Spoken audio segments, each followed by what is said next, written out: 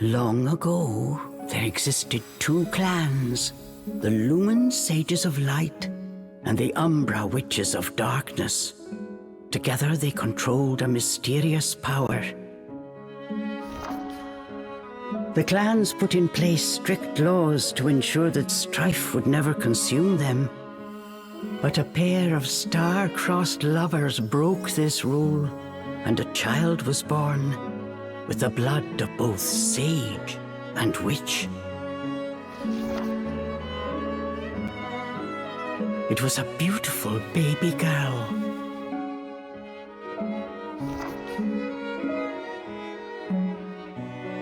As punishment for their forbidden love, the pair were torn asunder. The girl's sage father was exiled to a far land, and her mother locked away in a solitary jail.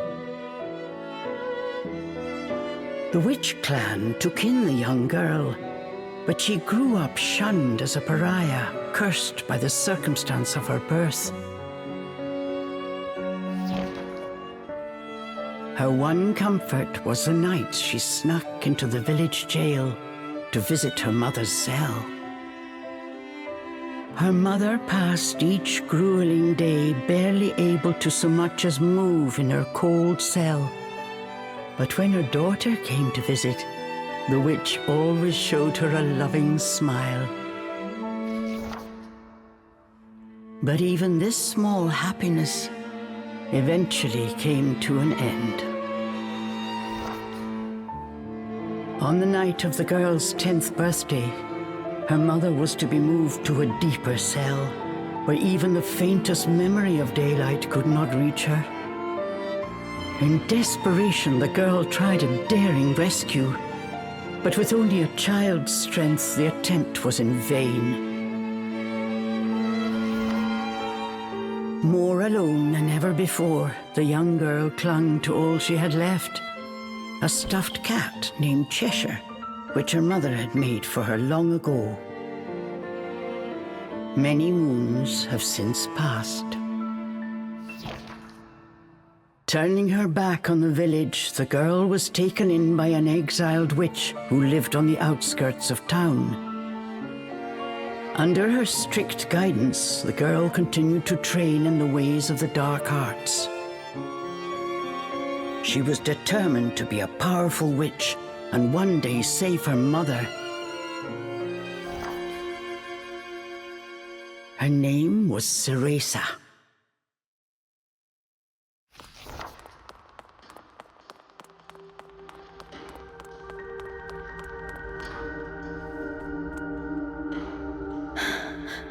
I've got to hurry.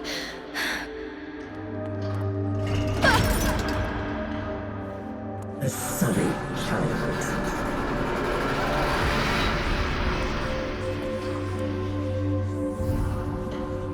Why don't you just leave? Stay away. She can't be trusted. Why would you say that? You don't belong here.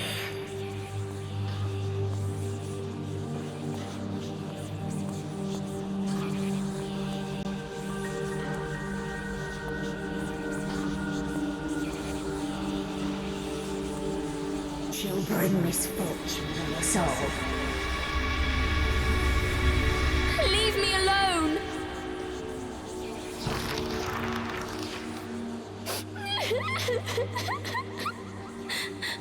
Mummy!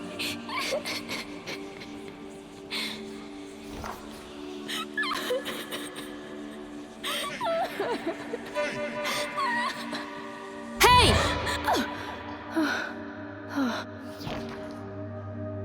What do you think you're doing? Cereza, you're almost out of time. This is your last chance. If you don't hurry, you may never see your mother again. John, I can't. Ugh, you big baby. Come on, I'll lead the way. Hurry!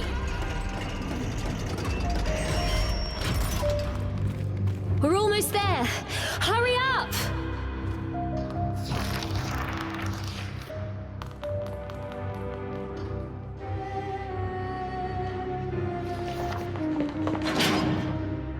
What do you think you're doing?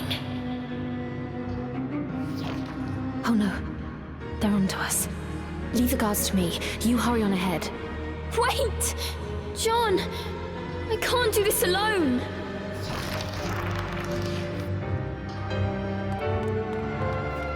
Just a little longer. Hold on, Mummy.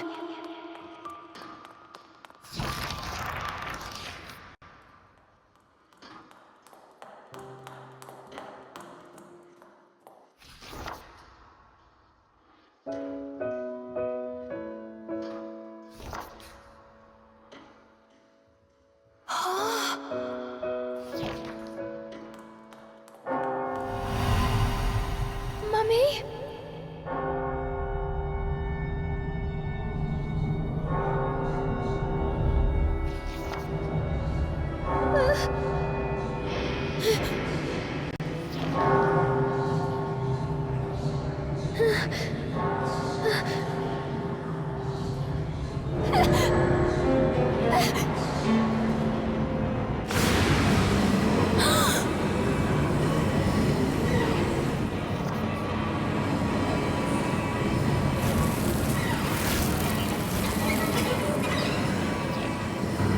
What is this?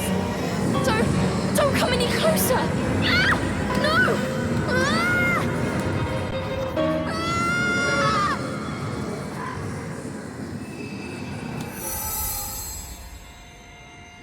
Ah!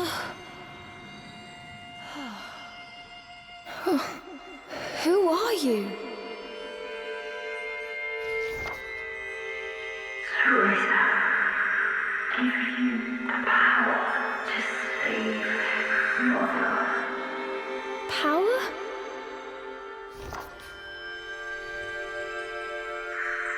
Avalon Forest, the White Wolf guide you. I'll go! I promise.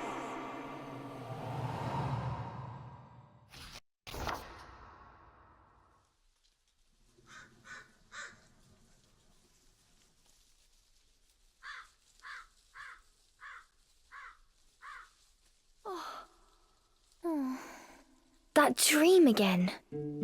But the ending. It was a dream Cereza knew by heart. But this time, something had changed. Cereza decided to consult her friend Cheshire. A strange boy appeared and told me something incredible. He said if I went to Avalon Forest, he'd give me a fantastic power. If we had that, rescuing Mummy would be a piece of cake. The Forbidden Forest. The oft-repeated warning from Cereza's teacher rung in her ears. Avalon Forest is home to fairies, creatures who love to whisk away children. Stay away. Cereza! Where are you, my dear? Cereza's teacher Morgana was standing by the door, her frown discernible even from a distance. Chore's neglected and I find my apprentice enjoying her beauty sleep. I'm sorry. I just closed my eyes for a second. Cereza began making an excuse, but Morgana's scowl stopped her in her tracks. Yes, ma'am. I'll get to them right away. But despite her best intentions, Cereza's gaze drifted back towards Avalon Forest. This did not go unnoticed by Morgana. Oh. If I've told you once, Cereza, you must never enter that forest. With your current abilities, you would soon become a snack for one of the fairies who live there. Yes, Morgana. I know. Well then, stop your dreaming and finish those chores before moonrise, young lady. All right. Water from the well. Coming right up. A simple yes will suffice, Cereza. Off you go. Despite her strict exterior, Cereza had grown attached to her teacher. Morgana had also been cast out of the village. She understood Cereza's pain, and her stern treatment came from a place of love.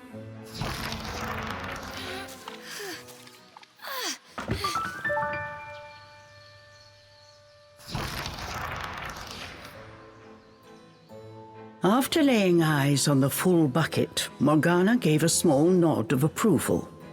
Good. Now collect the herbs from the garden. Oh. At the thought of herbs, Cereza could not help but make a face. This is one job she wished could be forever stricken from her regimen. Do we have a problem? No, ma'am. Trying not to think about the task awaiting her, Cereza headed towards the herb garden. The herbs in Morgana's garden were not your common basil or thyme. She grew infernal plants with an absolutely foul stench. They typically burrowed to avoid sunlight, but a little bit of magic made them pop right up. There we go!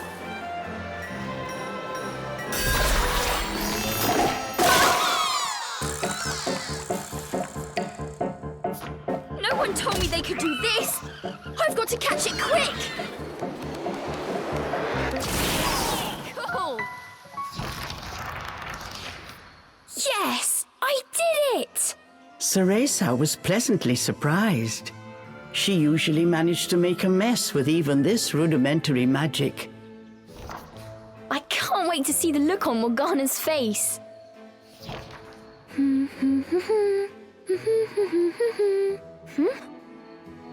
Cereza hummed a happy tune while picking the herbs. As she bent down, she noticed a pretty flower growing amongst the weeds. Those flowers would really bring out the colour in Morgana's eyes. Cereza proudly gave the basket to Morgana. It was full to bursting. How about that, Morgana? Quite the harvest, wouldn't you say? I also picked these violets. They're for you. I thought you might like them. Atop the herbs lay a small wreath. Morgana glanced down at it. Her expression unchanged, she spoke to Cereza in her usual tone. Do not expect praise for this sort of perfunctory performance. Oh, and Cereza, your hair today seems to have lost its sheen. Do not tell me that in addition to your outdoor tasks, you're also neglecting your hair. No, ma'am. It's next on my list. Remember, Cereza, hair is the most versatile tool of an Umbra witch. It can be shaped into our armor, weapons, and even used as a medium for summoning infernal demons. As blood flows through veins, magic flows through a witch's hair. Care for it as you would your most precious tool, and defend it as you would your very heart. Understood. I'll make sure to finish up before training starts tonight. Good. Now get back to your chores. The shadows grew long. The moon will soon rise. With this, Morgana turned and walked back towards the house. Yes, ma'am. At times, Morgana's cold treatment got Cereza down. But she knew that Morgana cared for her and only wanted what was best for her. Making a quick recovery, Cereza resolved to finish her remaining chores in record time.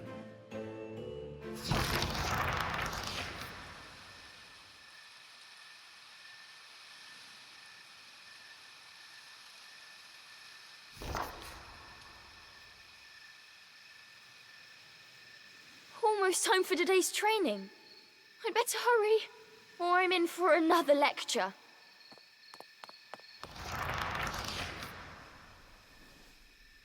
With the household chores complete, it was time for Cereza's daily training in the dark arts.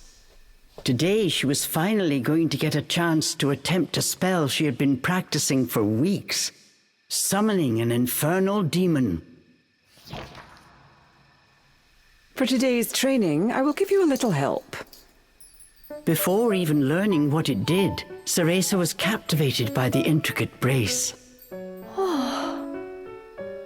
This is a tool for those who have yet to master the flow of magic. Furthermore, we train under the full moon of the bisextile night, when the dark energy we Umbra harness is at its zenith. Are you listening, young lady? You seem determined today. Perhaps I should let you nap more often. Yes, ma'am. Cereza's spirits were high. She was determined to succeed.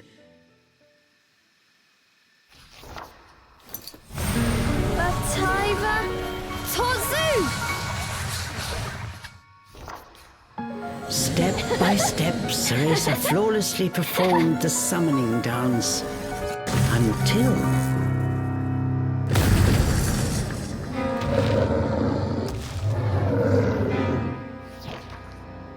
This looked like trouble.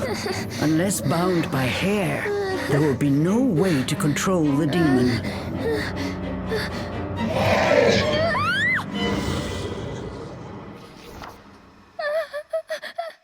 The demon turned to ash mere inches from Cereza. Without a proper medium, demons will soon die in our world. We are finished for today. Let me try again. Please. Morgana turned and walked away, ignoring her pupil's desperate plea.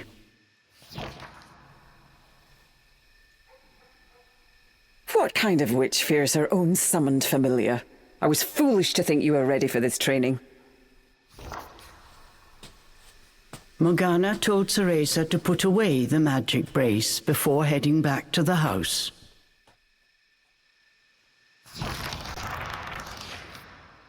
Long after Morgana was gone, Cereza sat moping in the garden. Out of habit, she shared her troubles with Cheshire. Forget returning to the village and saving Mummy. At this rate, I'll never even become a witch.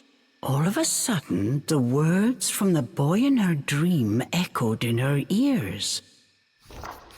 Cereza, give you the power to save Mother. Avalon Forest, the White Wolf guide you. Avalon Forest. Cereza's eyes wandered back to the forest. Morgana's repeated warnings left little room for ambiguity. And yet... Morgana is always dangerous this and stay away that. How could a dank old forest be that scary a place anyway? Adults do often exaggerate to keep kids in their place. This thought got Cereza's blood boiling. Grievances started bubbling up. Nothing I do is ever good enough for her. Did you see those herbs? Flawless! As she blew off steam to Cheshire, she noticed Morgana's brace shining in the moonlight. What are you saying, Cheshire? Take the brace and sneak into the forest? Morgana would give us a right smack on the bottom. Although, with the moon shining brightly, it was the ideal chance for a little surreptitious forest excursion. I mean, if I just had another chance to get the hang of it, I could have gotten that demon totally under wraps. With a demon by her side, eviscerating a fairy or two would be child's play. That's it! into that forest. And when I come back with that fantastic power, Morgana will take back everything she said about me not being ready. Let's go, Cheshire. Next stop, Avalon!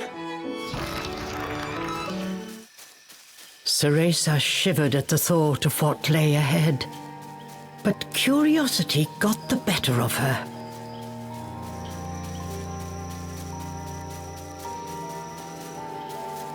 And so Cereza threw caution and her teacher's warnings to the wind and set out towards Avalon Forest. Little did she know that what lay waiting in those dark woods would change her fate forever.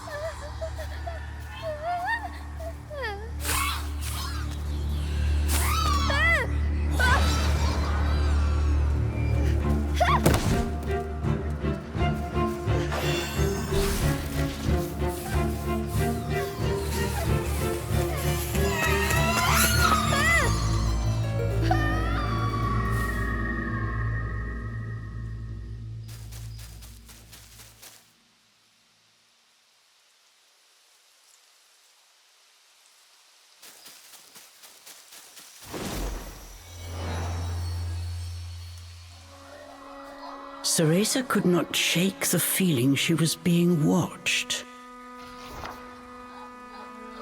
Is someone there? Show yourself! And then, as if to answer her call,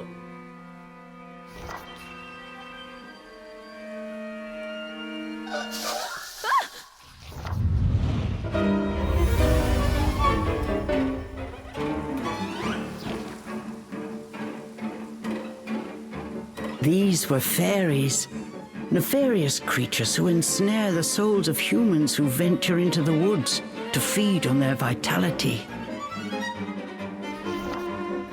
This time there was nowhere to run. Cereza was backed into a corner. Please, please work this time. Fingers crossed, Cereza prepared to use the summoning spell she learnt from Morgana.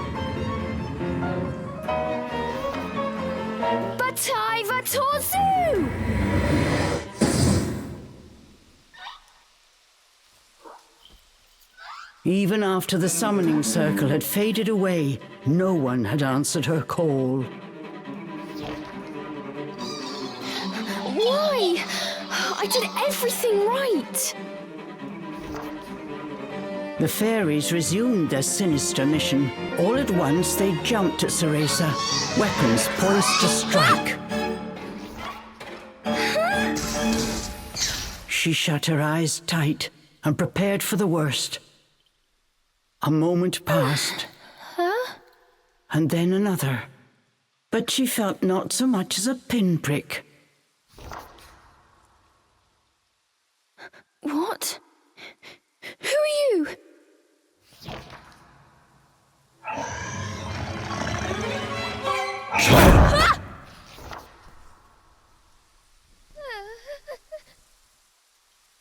That beast, as dark as a moonless night, had it all been a dream? You don't think... Could that have been... But before Cereza could finish her question...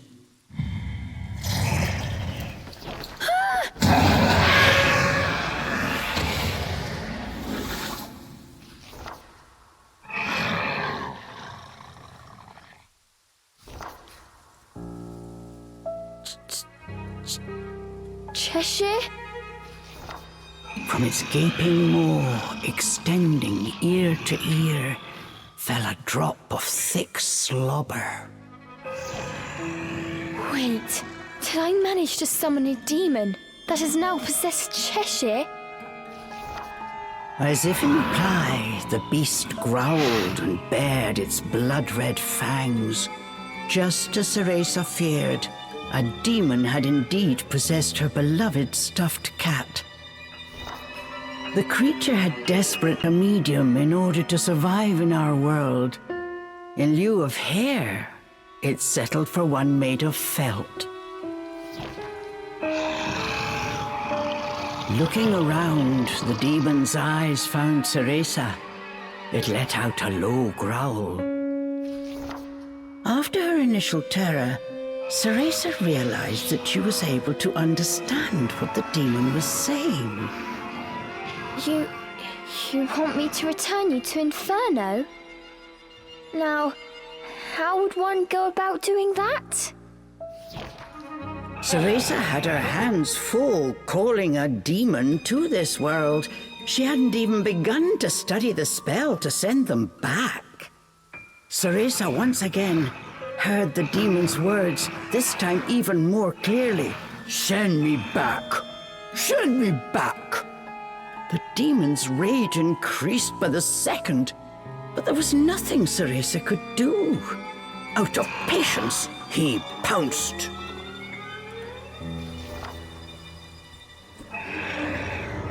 Claws like daggers descended on Cereza.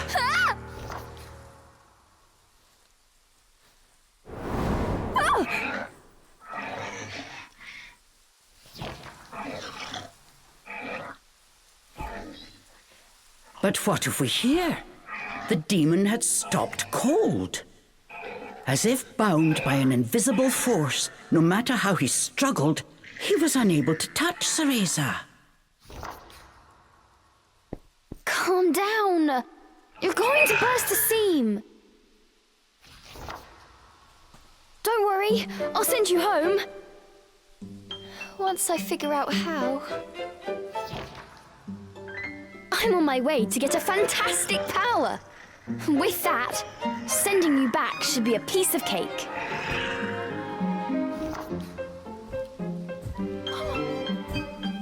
Giving up his attack, the demon turned his attention elsewhere. Intrigued but a little scared, Cereza decided to follow a bit behind. What's wrong? The demon bared his fangs. He was clearly suffering. Are you sick? Or hungry, perhaps?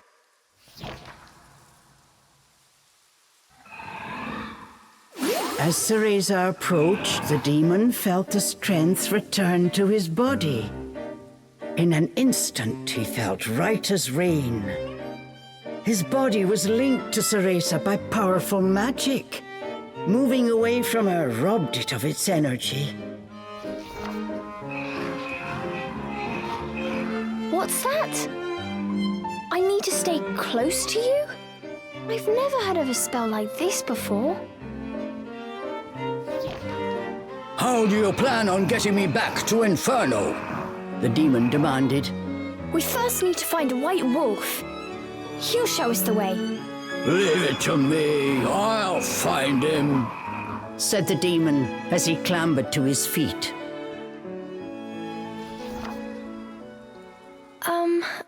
I'm Cereza.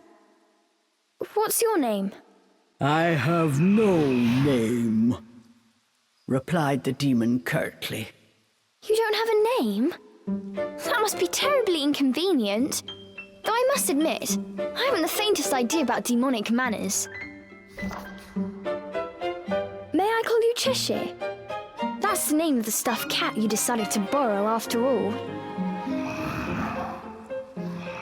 Well, I need to call you something. If you're going to make a fuss about it, why don't you just find a new body? Fine! I'll just call you whatever I please.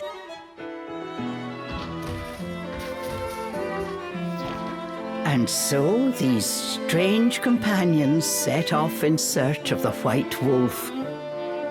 What mysteries await in Avalon Forest? I'll go first to make a path. You wait here.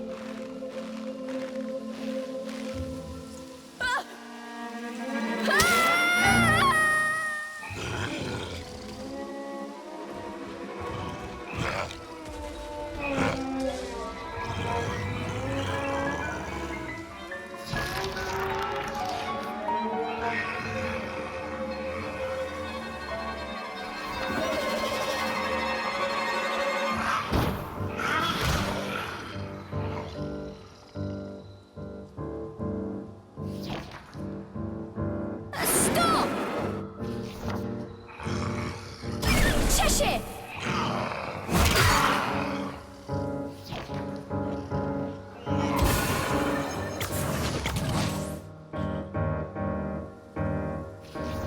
All at once, Cheshire's body shrunk to its original cuddly form.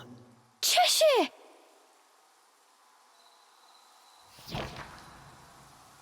Cereza ran to pick up Cheshire and held him tightly to her chest. In her arms, Cheshire felt his strength returning. Release me at once! Even in this form, the demon did not seem happy about being cuddled. Just hold still, will you? While you're small, you can't walk on your own, right? I'll carry you until you can transform again. Not having a massive demon breathing down my neck will make it easier for me to calm down too. While far from pleased about being treated like a stuffed animal, the demon had no choice but to swallow his pride. Hey! Look over there!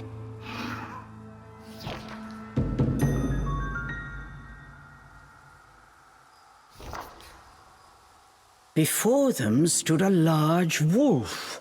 Its snow-white fur shone pale silver in the moonlight. Avalon Forest. The white wolf guide you. Cereza was captivated by the wolf. It seemed almost not of this world. Hey! Wait!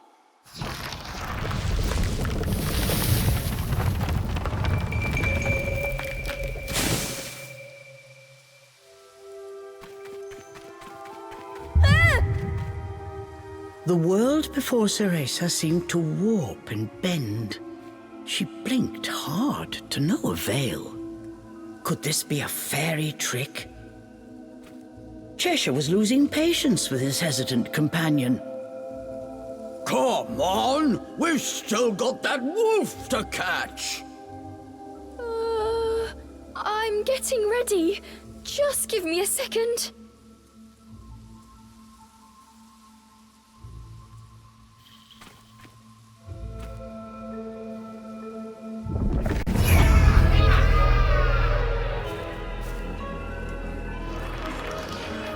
There's something here. Upon close inspection, there appeared to be distortions, as if the air itself had cracked. Equally confused, the girl and demon exchanged a glance. That wolf is just up ahead.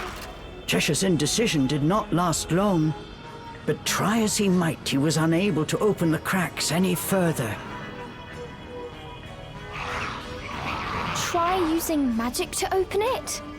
Come on! We have no idea what's lurking on the other side. Cheshire gave a mocking snort at Cereza's cowardice. I am not making excuses! All right, fine! Okay, Cereza. Just like you practiced. Once their eyes had adjusted to the brilliant light, what lay before them was a sight unlike anything either had seen before.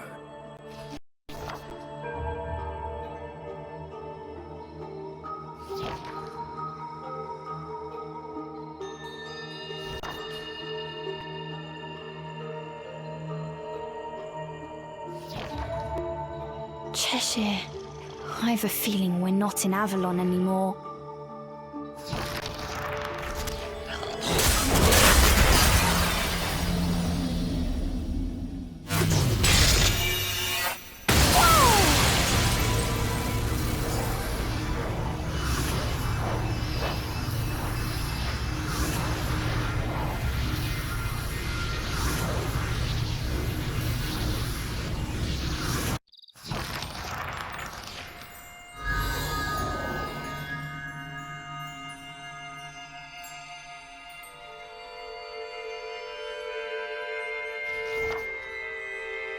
You're the boy from my dream. Center of forest.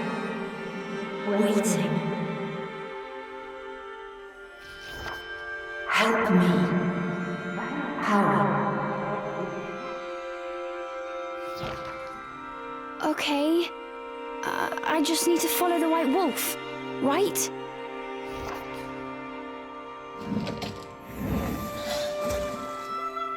Destroy 4 elemental cores.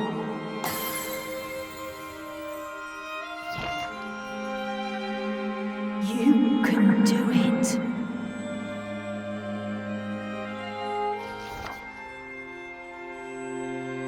Follow White Wolf.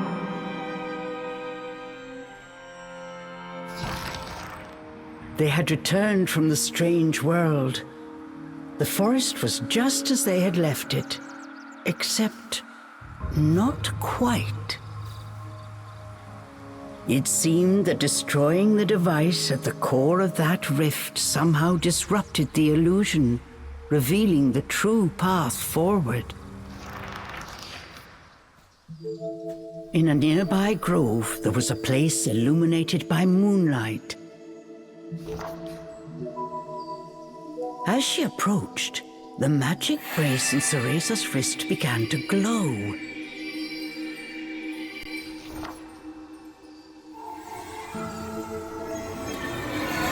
So I have finally found you, Cereza. Morgana? Cereza blinked in disbelief as the ghostly figure of her teacher appeared from within the moonlight. Thank goodness you're safe. When I realized you'd gone to the forest, I was beside myself with worry. But really, Cereza, to enter the forest despite all my warnings, you even made off with my magic brace. Just what were you thinking? Although this was only a projection of Morgana, her scolding somehow managed to be even more intimidating than the genuine article. Cereza could only hang her head. I am looking forward to a thorough explanation once you're home safe. But I'm afraid escaping Avalon Forest will not be easy. Morgana's expression was grave. She explained how the fairy's magic turned the forest into a labyrinthine trap, one in which Cereza was currently ensnared. This ancient enchantment was so strong, even Morgana herself could not easily break it. For now, all I can do is support you from afar. I will begin researching ways out of the forest. You just find a safe place, and try to stay alive until I find a way to save you. Don't worry, Morgana. Look! I was able to summon a demon of my very own. Is that... You summoned a demon into your stuffed toy? Cereza... Well, it will have to do. If you are able to wield that demon, your chances of survival will increase greatly.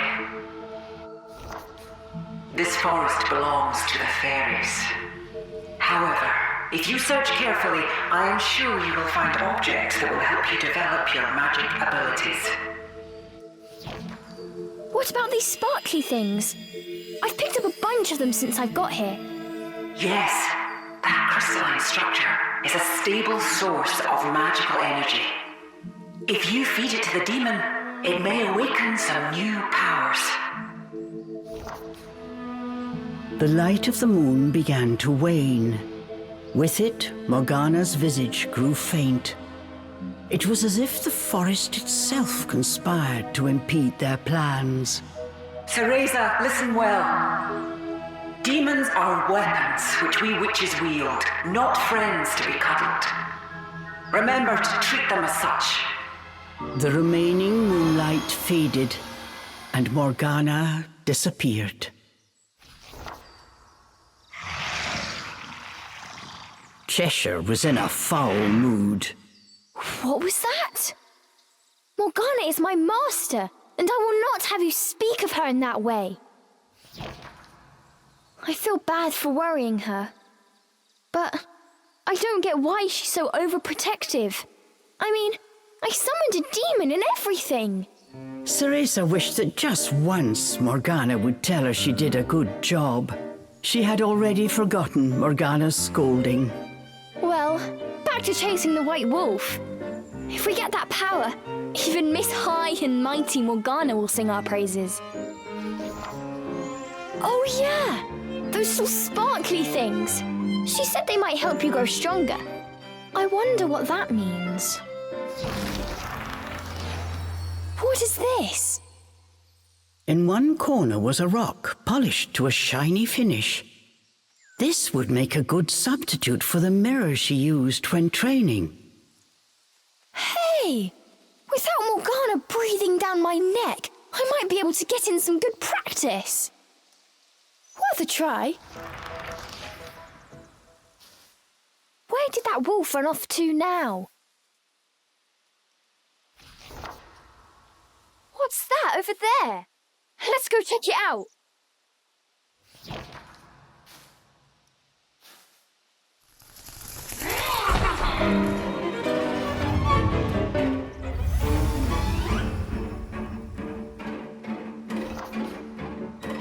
All of a sudden, a tough-looking fairy appeared out of nowhere.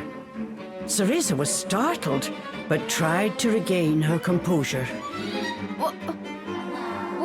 Why don't you flock off already and leave us alone?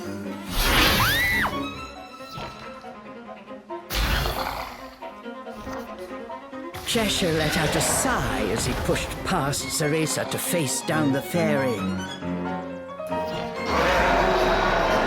Who's gonna be the appetizer? And who shall I save for dessert?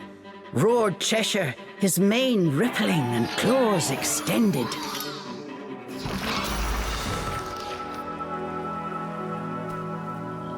A strange orb atop pillar. Could this be the elemental core of which the boy in Cereza's dream had spoken? Before it stood the white wolf. Just as Cereza took a step towards the pillar to investigate,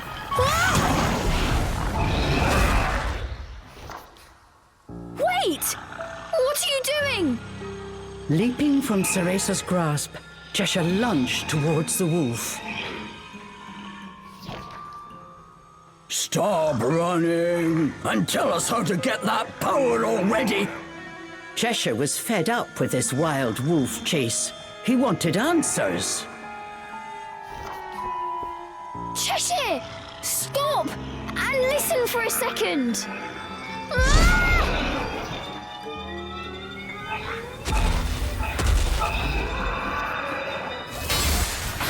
Missing his mark, Cheshire's claws struck the elemental core instead.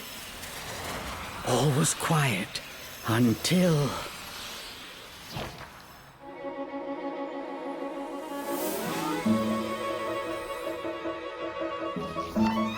Energy poured from the core like a furious whirlpool. Standing in its midst, Cereza felt a strange power flow through her. What was that? I feel funny. Don't hog the power, girl. Cheshire roared his protest.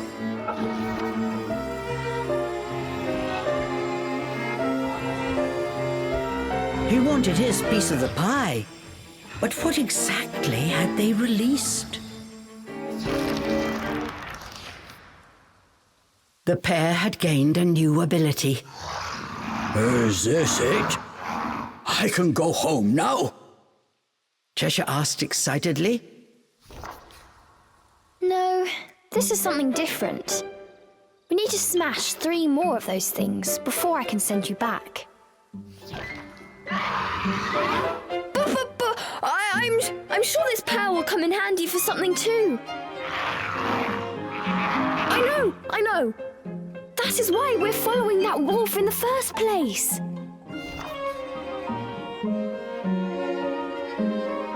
Speaking of that wolf, where did he go now? To find the other elemental cores, they first need to find him.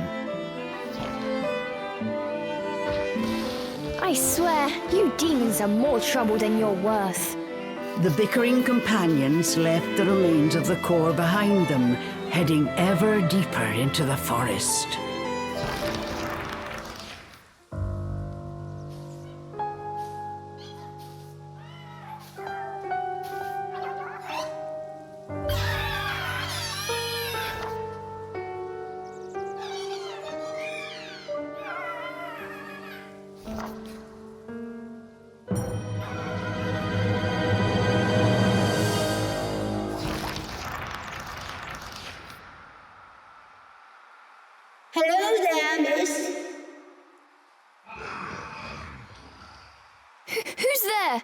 Cereza's heart leapt at the sudden voice.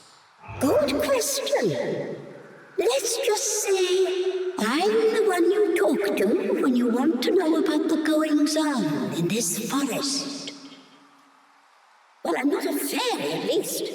Take my word on that one. Says the creepy voice from the shadows. Try asking me something if you don't believe me. I'll answer any question you have. Okay, have you seen any black wolves around the forest lately? Oh, but you're looking for a white wolf, aren't you? How did you know? You were a part of this forest now. That means your business has become my business. Trust in the path you take now. It's the right one. But you won't be able to find those elemental cores as easy as you think. You know about the elemental cores too? Okay, tell me more. Ahead, there is an old circus tent fairies use to lure human children into the forest. The crazed ringmaster enslaves poor souls there to perform in his shows until they die. Until they die? My apologies.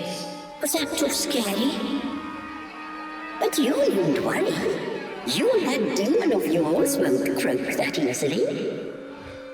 You've caused a big ruckus among those fairies since you entered this forest. That just proves they're scared of you. And that demon, of course. Well, I'm afraid I must go. I wish you both safe travels.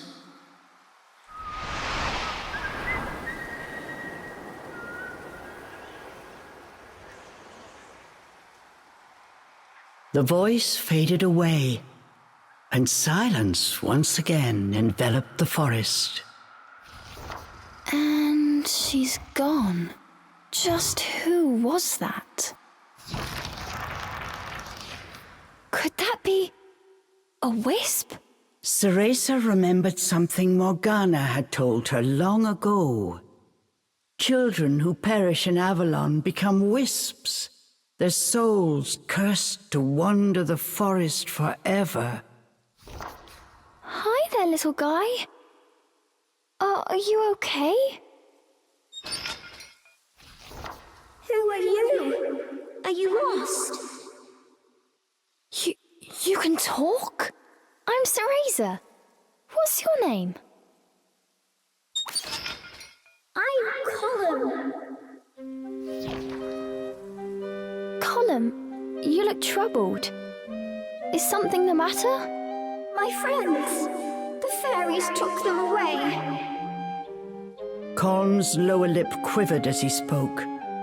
He explained how the fairies would round up wisps and tease them for sport. I want to go help them, but I don't stand a chance against those fairies.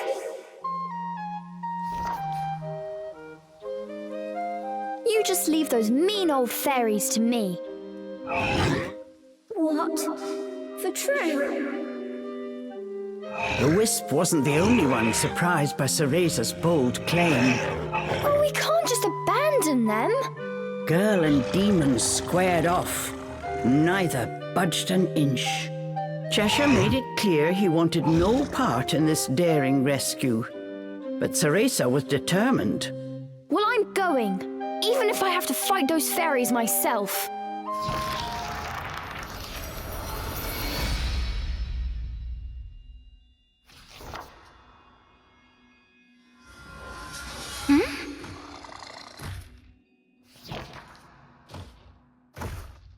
Cheshire. I knew you'd come. You need my magic energy after all. Since you're here, how about lending me a paw?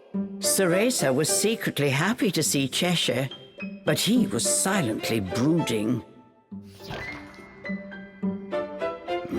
Something happens to you, and it's my neck, too. The demon was just looking out for himself after all.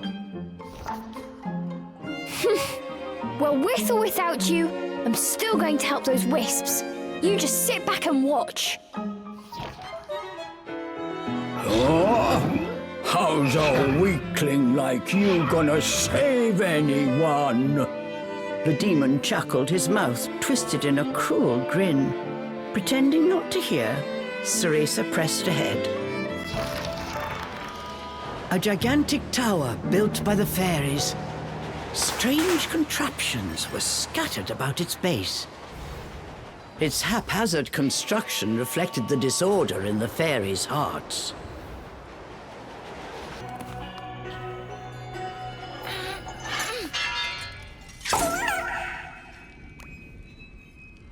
It's great to meet you. You're welcome.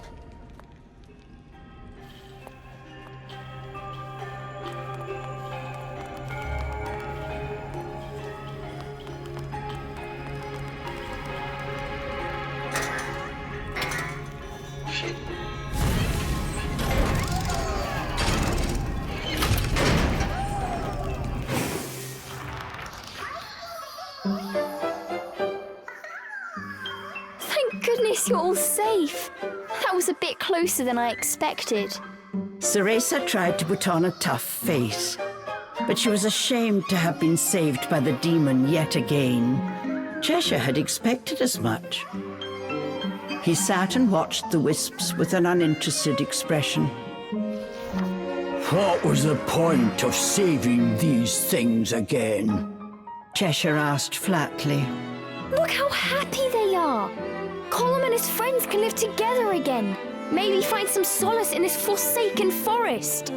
Who cares about them? Replied Cheshire. Demons are not known for their altruism. What are you saying? You would just abandon them?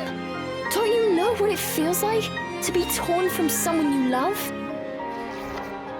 But as she said these words, Cereza realized something. Oh, I suppose I tore you apart from those you love when I called you to this world. I was just born. There's nobody I love. No need for love, only strength. The demon's philosophy was simple. You were just born? Then you... I'm this strong as a newborn. Just imagine when I grow.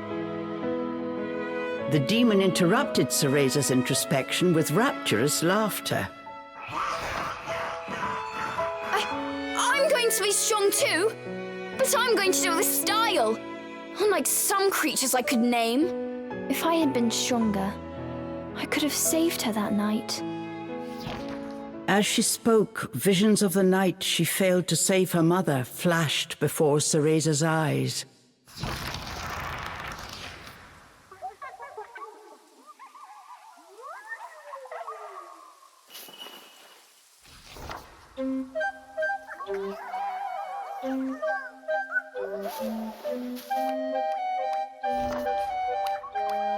Thank you, Cereza.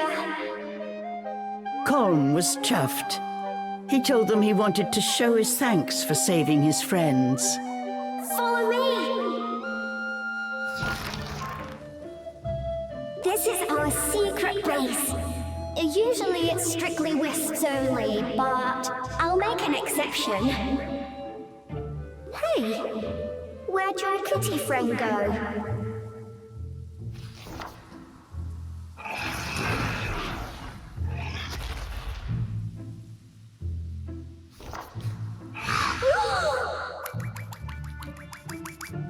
Careful, Cheshire!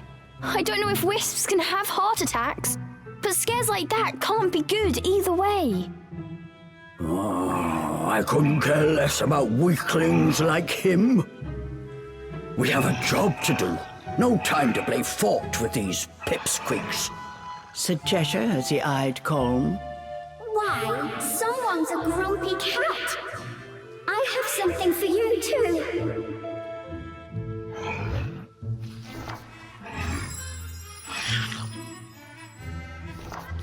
You think a demon's hunger is so easily satiated?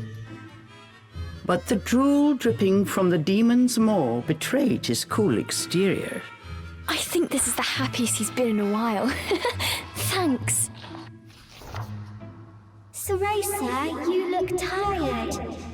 We're safe here, so why don't you take a little rest? Now that you mention it, I have been on edge ever since coming to this forest. Thanks for everything, Colum. Don't mention it. Let me know if you need anything else.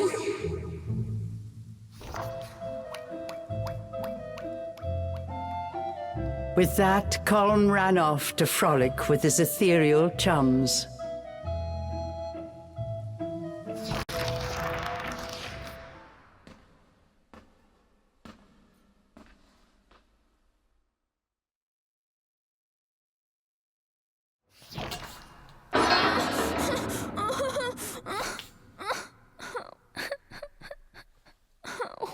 Why?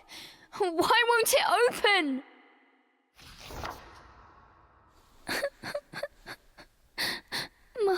Mummy, where are you, Mummy?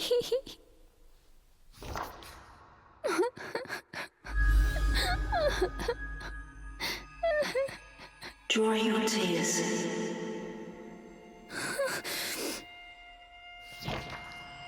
You are stronger than you know.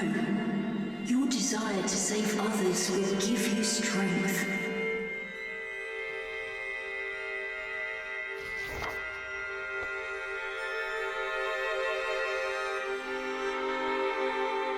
A mother's warm embrace. You will feel it again, as will I.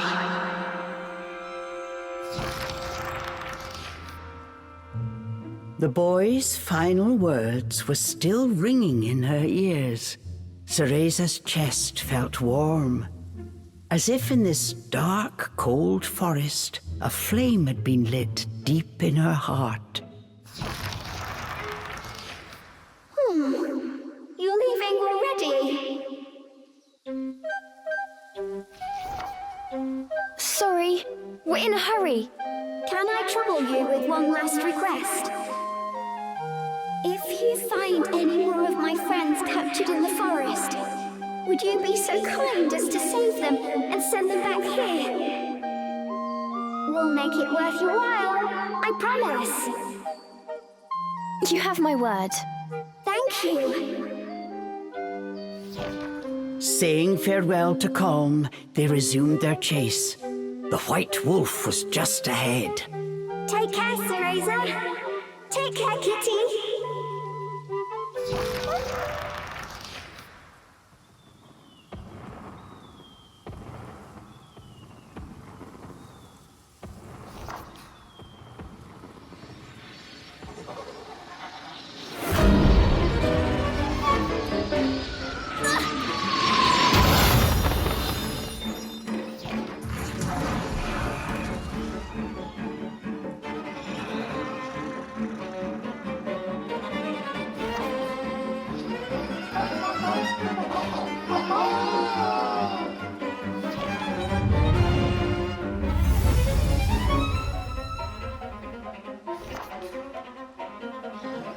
A massive fairy took them by surprise.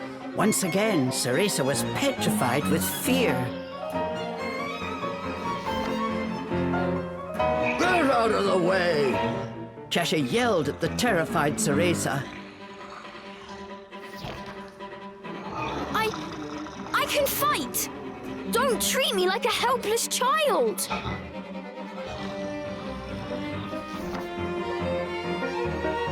Come on, Cereza, get it together. I'm going to be a witch.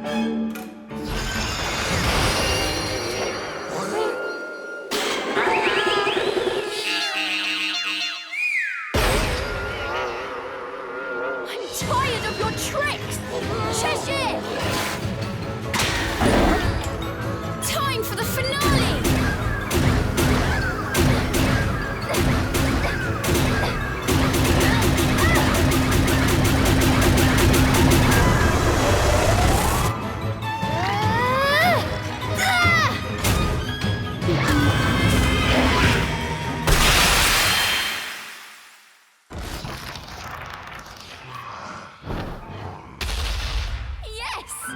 They had defeated the formidable fairy.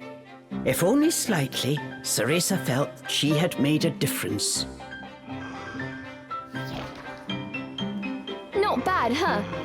Told you I'm good for more than just carrying you around. But Cheshire was not impressed. You stuck-up demon! Cereza was fed up with Cheshire's arrogant attitude.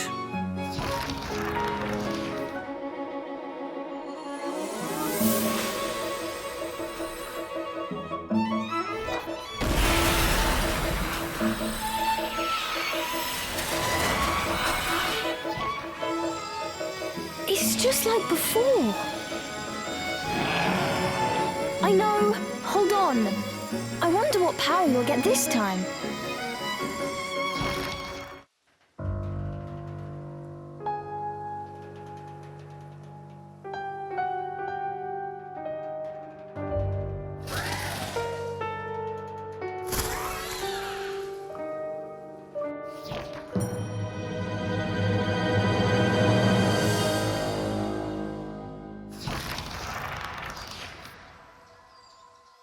At the circus?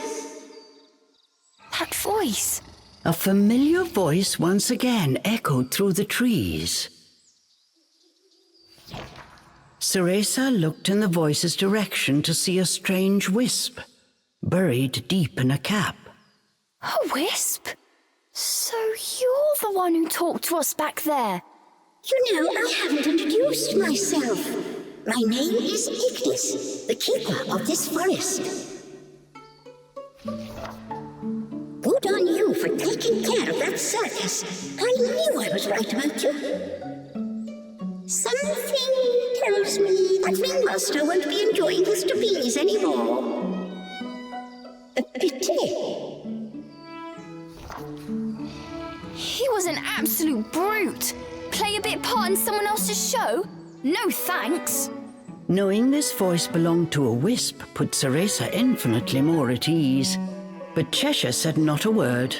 He seemed to have no interest in the wisp at all. You said your name was Ignis, right?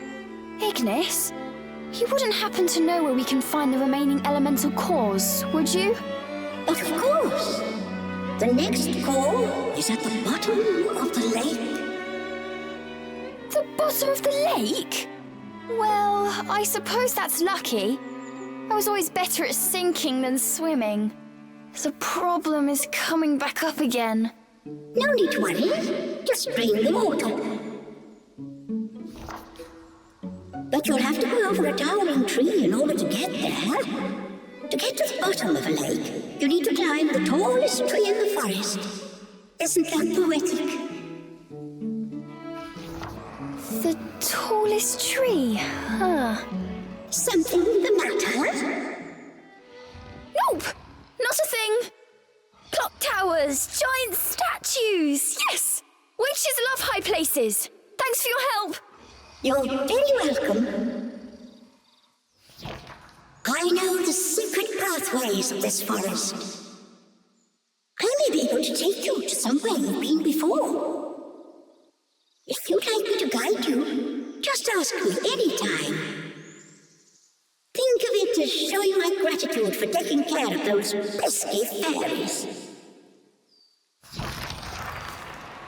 Are these claw marks? No way. Nothing has claws this big. Right? What?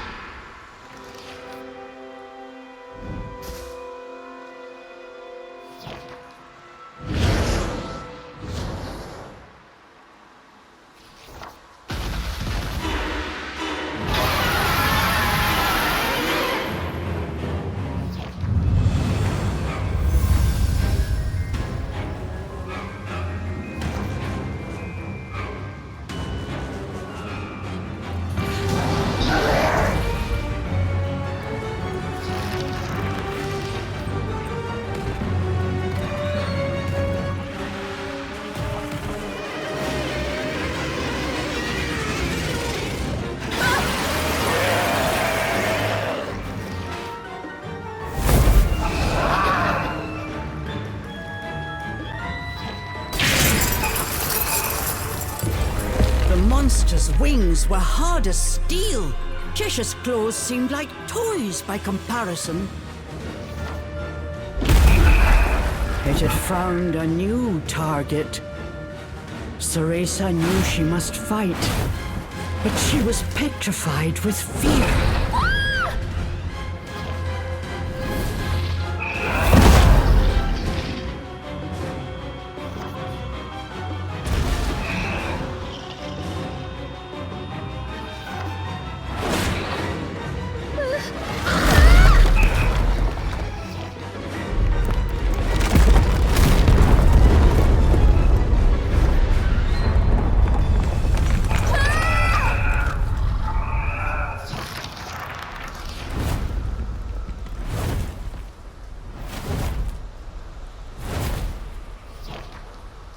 Like a hawk hunting mice, the draconic fairies searched for its prey.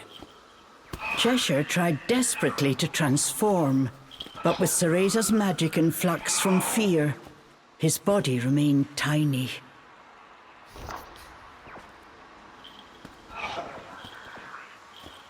You pathetic weakling! The cuddly body did not take the edge off his harsh words. Giving in to her fear, Cereza scooped up Cheshire and ran.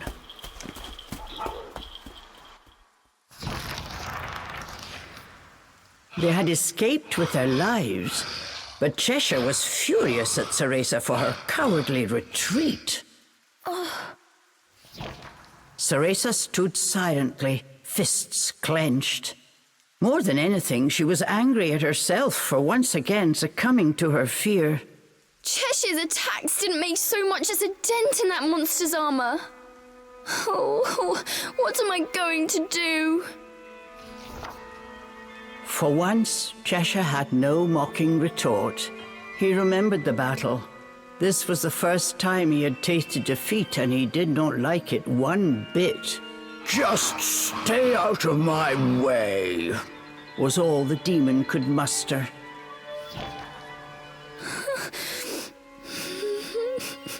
Lost in despair of her own, Cereza barely heard his words.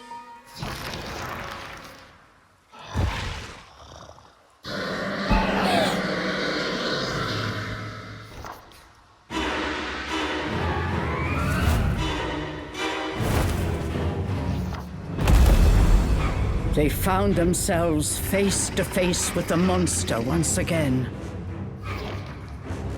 Go hide somewhere! Yelled Cheshire, preparing for battle.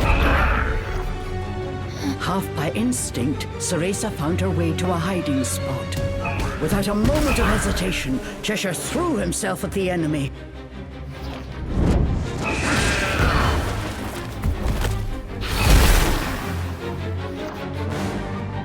His claws found their mark, but once again left the beast unperturbed. Cheshire continued his fierce assault, but with each exchange he was gradually losing ground.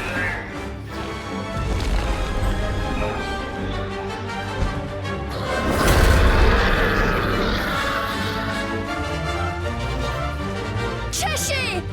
It was only a matter of time before Cheshire was overwhelmed. Is this how our tale ends? I can't!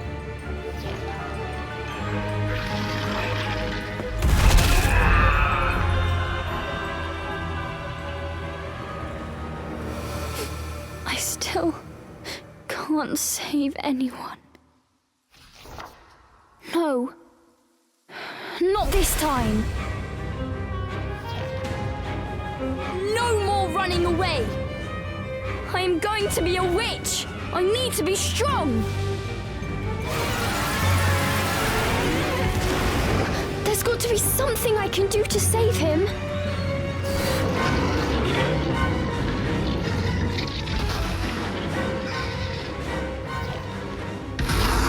With its armor in tatters, the dragon turned tail and fled.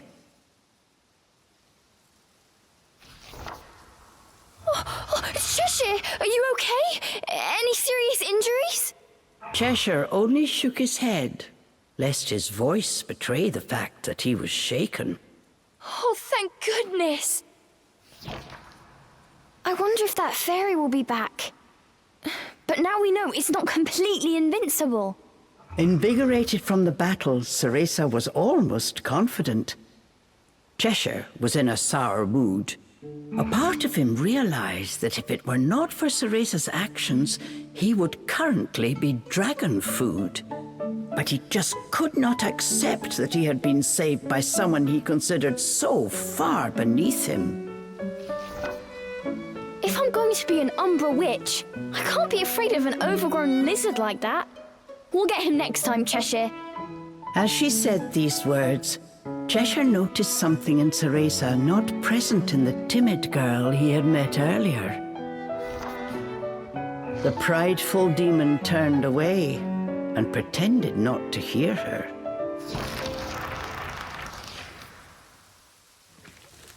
Munch, munch.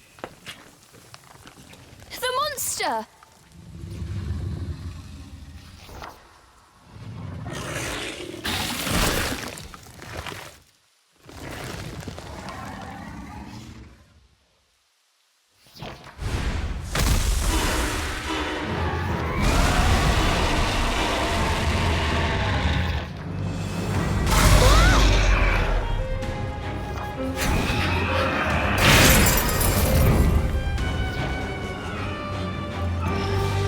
The time had come to settle the score once and for all. You don't scare me! Not anymore!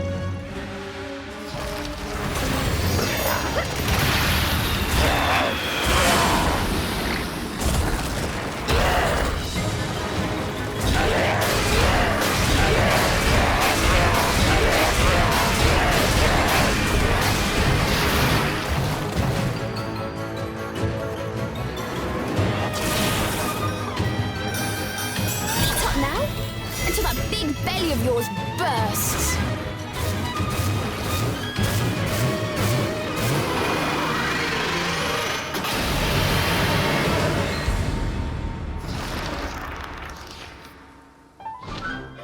The vile Jabberwock had been defeated. Cereza was ecstatic. Cheshire turned away. He seemed almost as down as after their last encounter with the monster. What are you sulking about this time? We won! Cheshire started grumbling about how Cereza moving around the battlefield made it hard to fight. Cereza's celebration had been ruined before it could even begin. You do realize it was thanks to my help you were able to defeat that thing, right? You could at least say a word of thanks.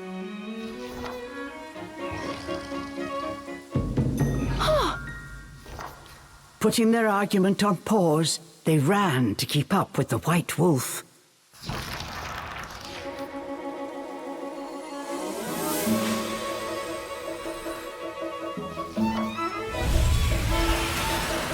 Another element!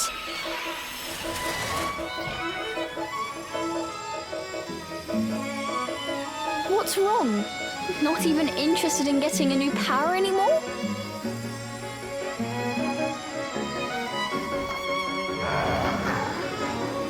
Yeah, this won't get you home either, but I'm sure it'll help us get closer.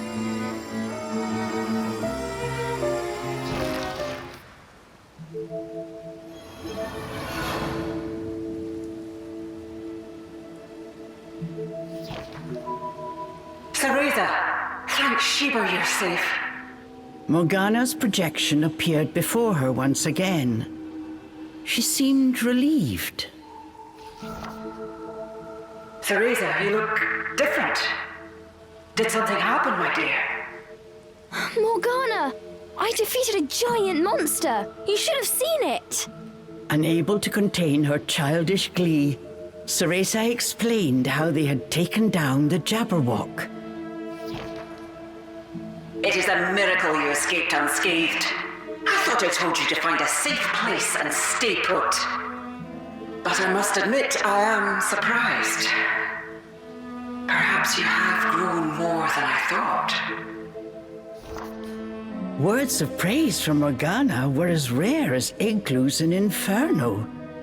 It took all of Cereza's willpower not to jump for joy. I believe you're ready for more powerful magic techniques. They will allow you to draw out the true strength of your familiar. Listen, Cereza. I have begun my preparations to get you out of that forest. What? The strength of the fairy magic that protects Avalon is immense. It will require an equally powerful spell to break. I have begun my incantation, but it will take until dawn to complete. You must survive until then.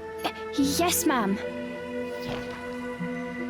Skill at controlling a demon determines one's worth as a witch.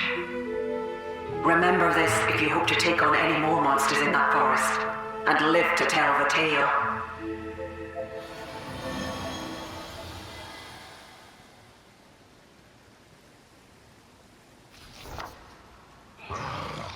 After Morgana's spectre had vanished, Cheshire let out an angry growl. Oh, Morgana always talks like that. Don't worry, I know you're not just some kind of weapon. But it wouldn't kill you to listen to my advice once in a while. Cheshire snorted in response. Oh, you're hopeless. And with that, Cereza's good mood disappeared as quickly as it had come.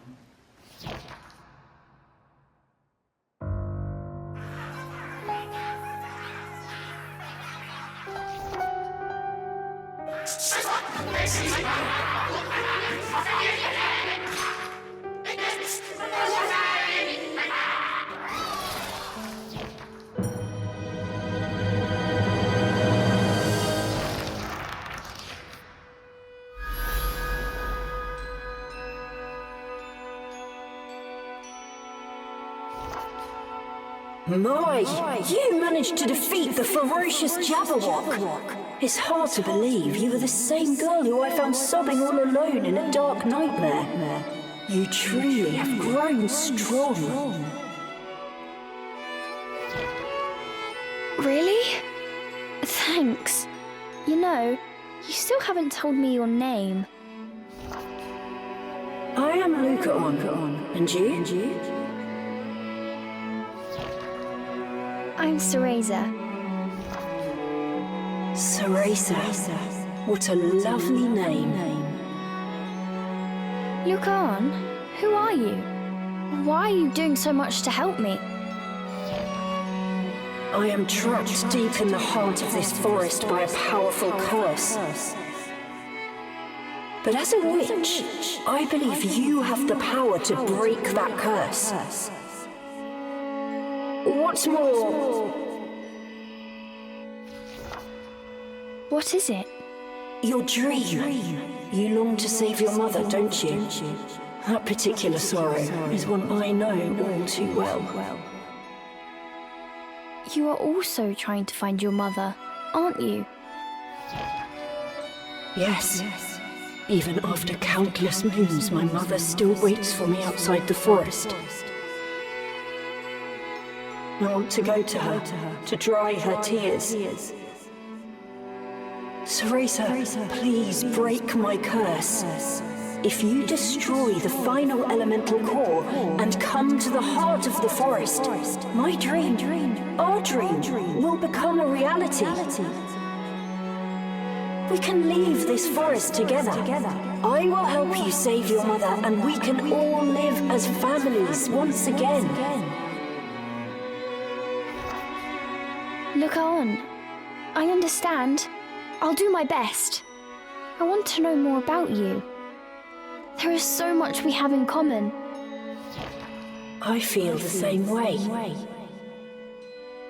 I have never met another who understood my pain, shared my dream.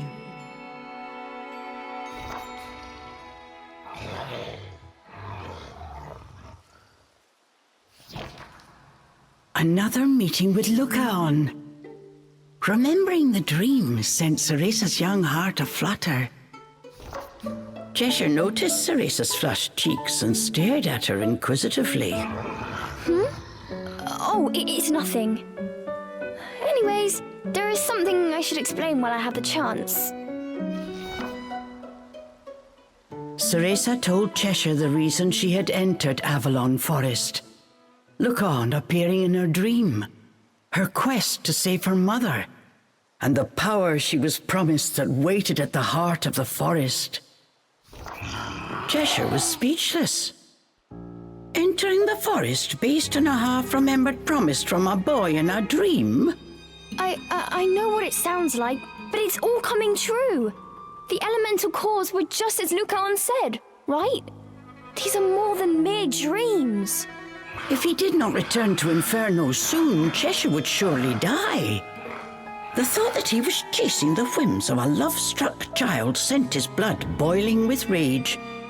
If I don't make it back to Inferno, the last thing I do in this miserable world will be tearing you limb from limb, roared the furious demon. Lucaon could teach you a thing or two about how to talk to a lady. Nothing. Come on, let's go find that core. Well, who do we have here? Frankly, I'm surprised you've made it this far. You even took care of the monstrous Jabberwock, violent even by fairy standards. I never expected a witch to come along and beat him. And you've destroyed another elemental core. But you don't seem happy.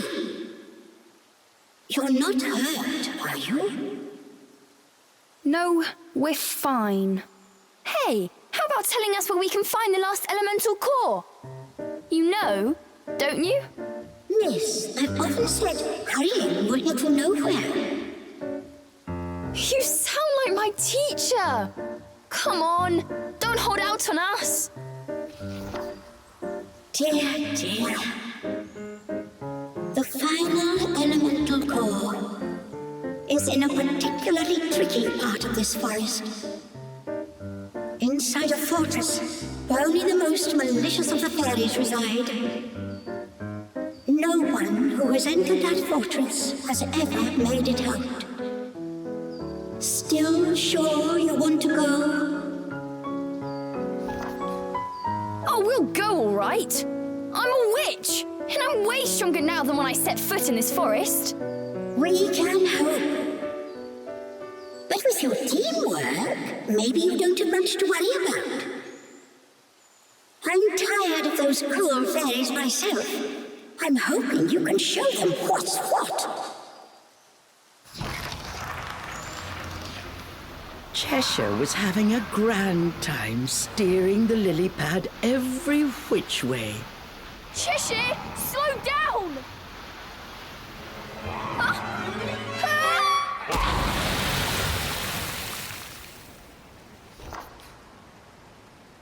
I'm soaked! I told you to go slow!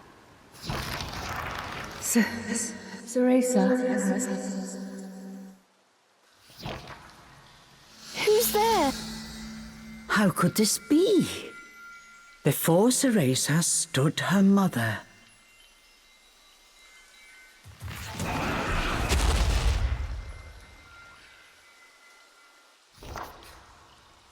Mummy? Is it really you?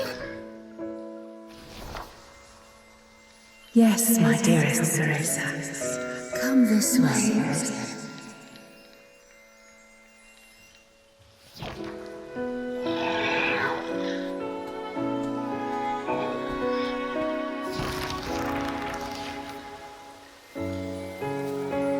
Cereza. Mummy? Is that you? Mummy? Come this way. Mummy, please don't go.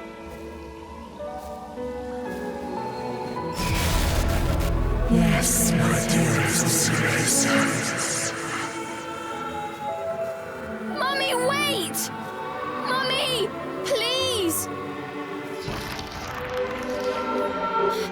I'm coming, Mummy! Don't leave me again!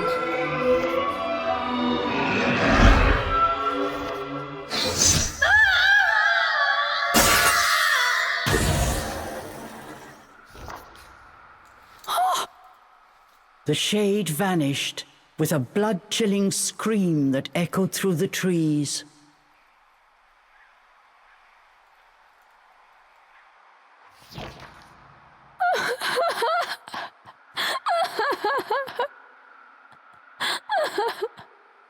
Mummy. Cheshire's strike had shattered the illusion, but it had taken a frightful toll on Cereza. She collapsed to her knees, her mother's final screams still ringing in her ears.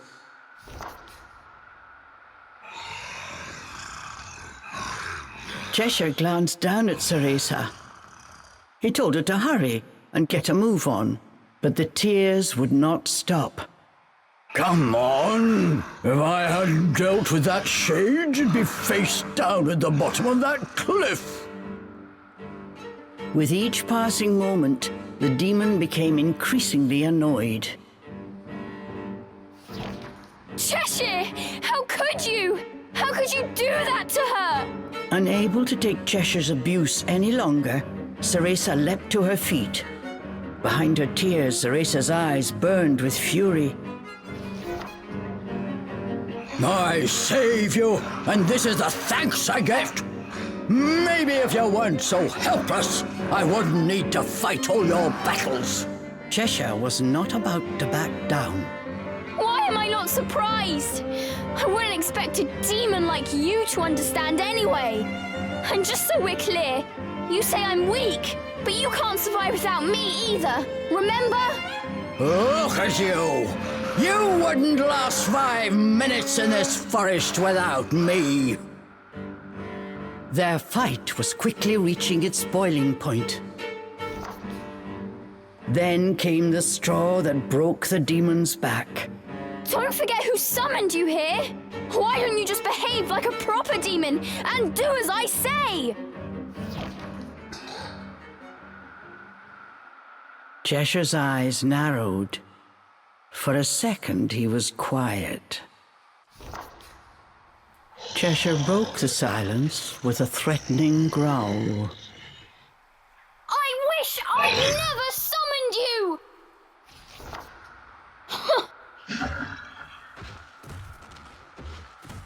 Good. That's it. We're through.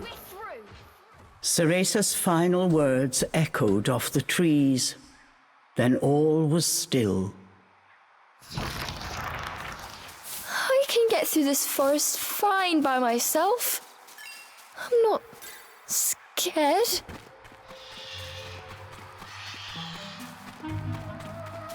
An odd structure appeared out of the gloom, towering before Cereza. Cereza, you can do this on your own. You don't need anyone's help.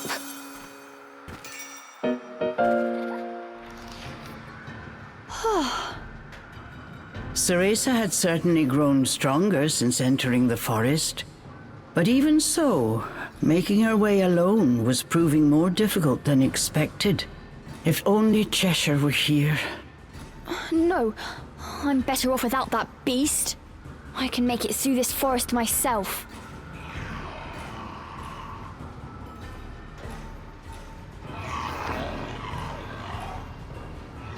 Cereza heard a familiar voice. It was Cheshire. Injured, he was fleeing from a group of fairies. Not my problem. Cereza once again spotted Cheshire. Incapacitated by his wounds, he was surrounded by fairies. What has he gotten himself into now? Nope, not going to worry about it.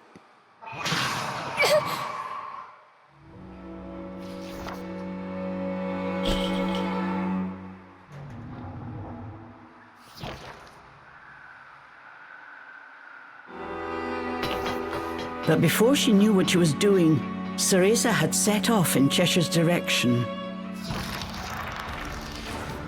Who is he talking to? The fairies had captured Cheshire. Within their ranks was one regal-looking fairy who stood out from all the others. He appeared to be talking to Cheshire, but it was too far to hear what he was saying. What does that fairy want with Cheshire? The fairies carried him into some kind of fortress. Cheshire! Forgetting the peril of her situation, Cereza rushed to follow the fairies into their stronghold. No good. There must be another way in.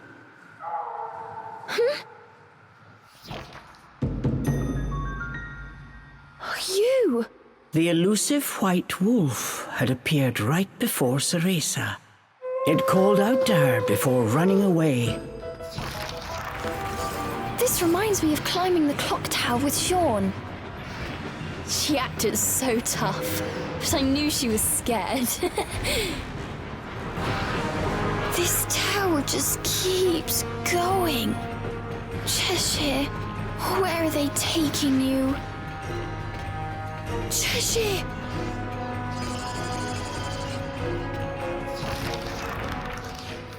Cheshire! They had finally found Cheshire. He was covered in wounds from head to toe. Hiding in the shadows, Cereza was surprised to hear one of the fairies speaking words she understood. It is simple. We just need the girl. Stay out of our way, and we will ensure your return to the demon realm. They were speaking in Nokian, the language of angels and demons. It sounded like the regal fairy was trying to strike a deal with Cheshire. Cereza felt her heart beating in her chest. What will it be? This is your last chance, demon. Cereza waited for his answer with bated breath. Then she heard the familiar deep growl. Oh, like I can trust a fairy. I'll devour every last one of you. Despite his battered body, Cheshire's eyes still smoldered with defiance. Cheshire!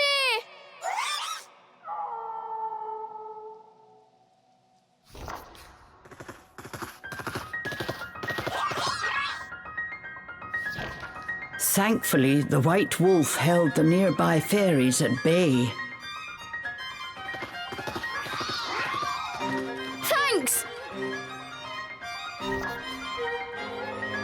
Cheshire!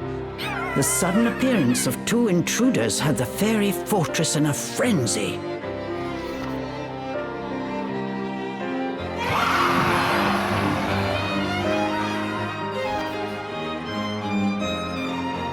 Cereza seized the opportunity and freed Cheshire from his shackles.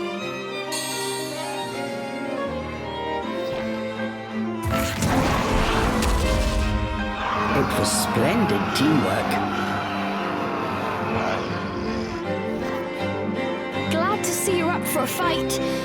These naughty fairies are about to get punished. Not bad. Better than your crying. Punishment, is it? With pleasure. Both Cereza and Cheshire were on fire.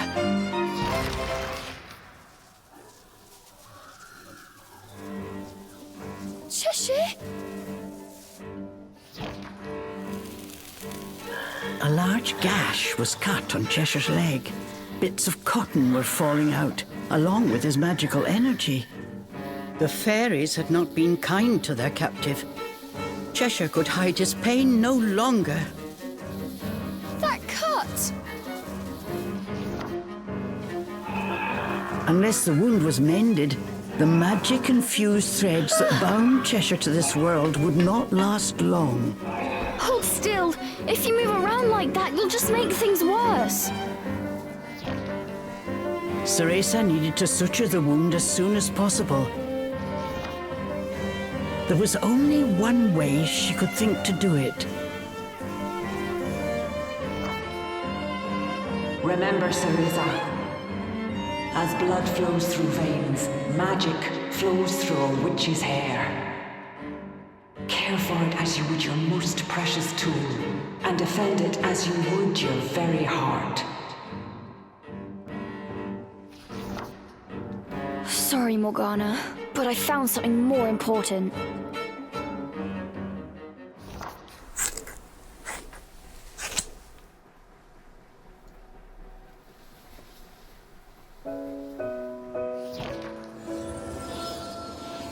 These were the precious locks Cereza was growing out to resemble her mother.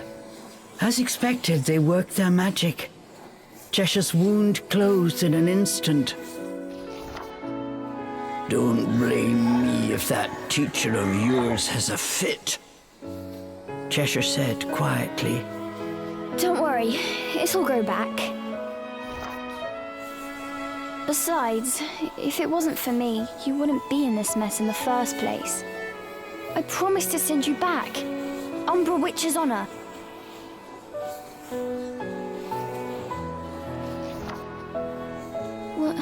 What I'm trying to say is...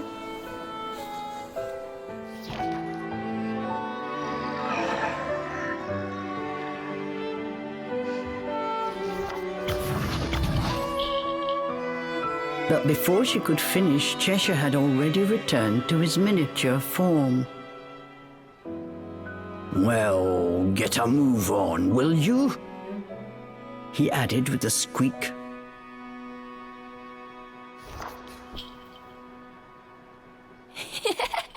Yes, Your Majesty. Cereza gave Cheshire a tight embrace. Somehow she felt that Cheshire was doing the same.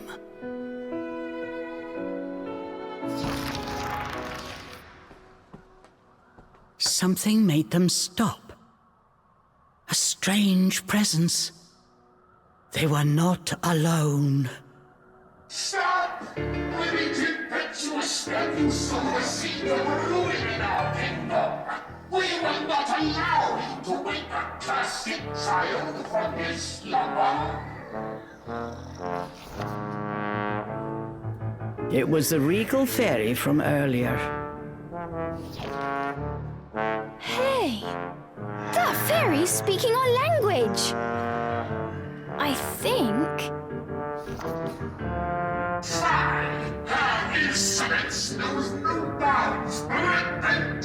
For a king's anger, what snoop is not easily questioned! The regal fairy continued his haughty monologue.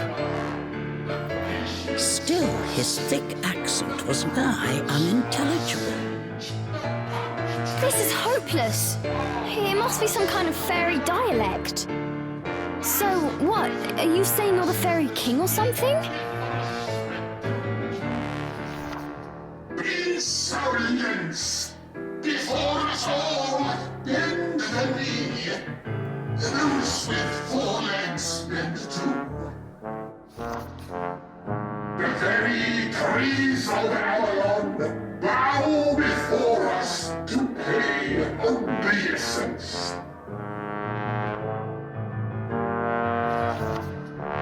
We are Puka the Wise, Puka the Magnanimous.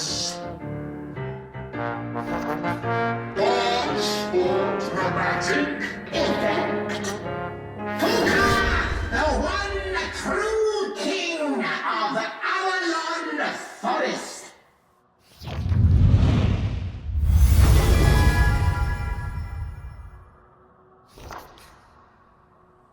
What? Okay. So it was you who did all that awful stuff to Cheshire. I see a royal behind in need of a good spanking. Cheshire looked happy to oblige. Human and demon dare challenge Puka, whose name strikes me across all 3 realms. We should call down a blast from heaven and make the world air free.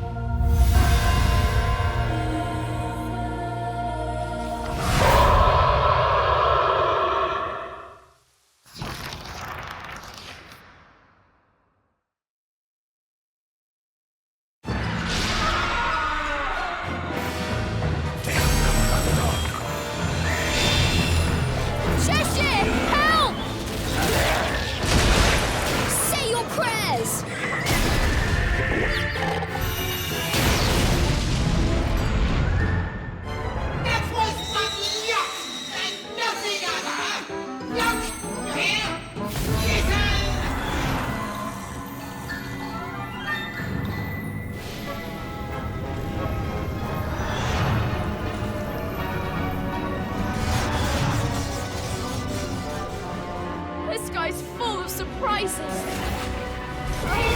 Oh, we'd better run! Back to Paradiso with you!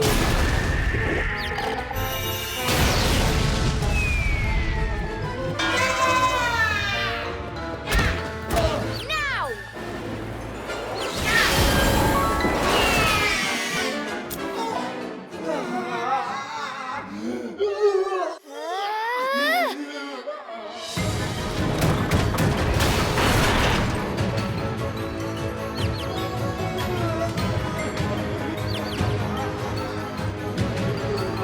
Let's get him, Cheshire!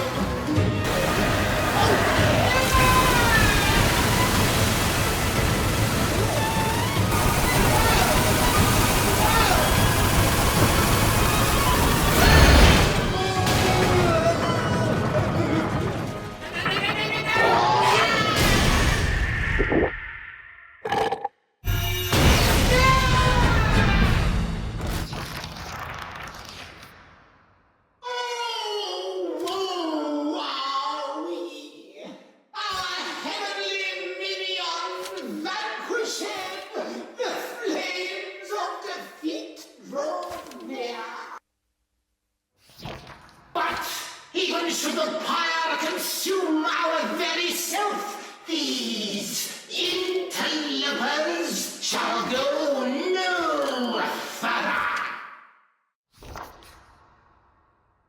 What's he saying now? I have a bad feeling about this. The two sensed danger in the fairy named Puka's words and began to run. Long live the fairy kingdom! Lovely Puka.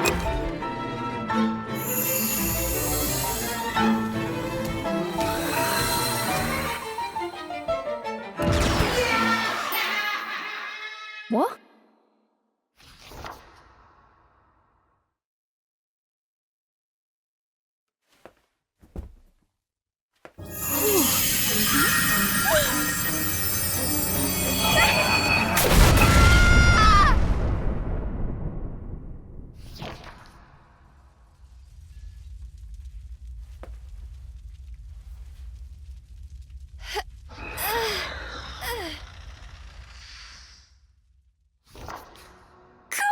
What was with that guy?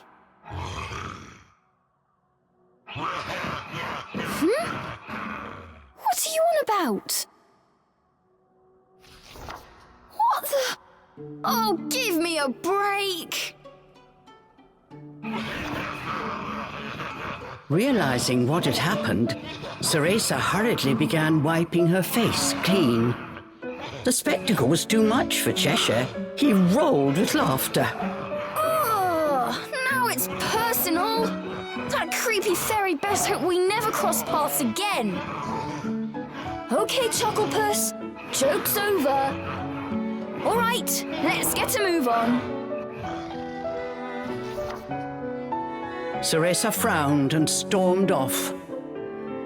Trying unsuccessfully to control his laughter, Cheshire followed after. But each glance at Cereza sent him back into fits of seam-bursting chortles.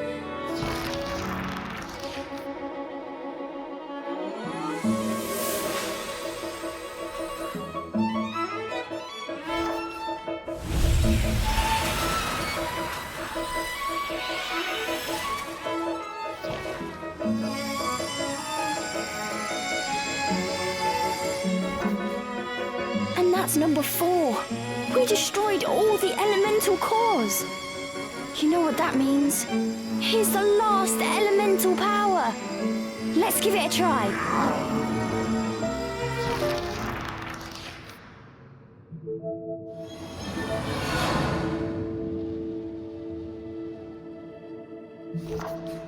Morgana's ghostly form appeared. She took one look at Cereza and furrowed her brow. Cereza, what have you done with your hair? Sorry. I needed it for something. Cereza explained how she had used her hair to save Cheshire. For the sake of the demon! Cereza, never forget who is the master and who the subject. Under normal circumstances, now would come a stern lecture. But that will have to wait for your safe return. My spell is almost complete.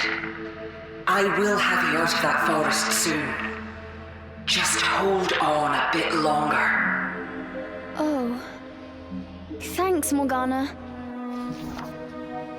The fairies are a formidable foe, but use all I taught you and defeat them.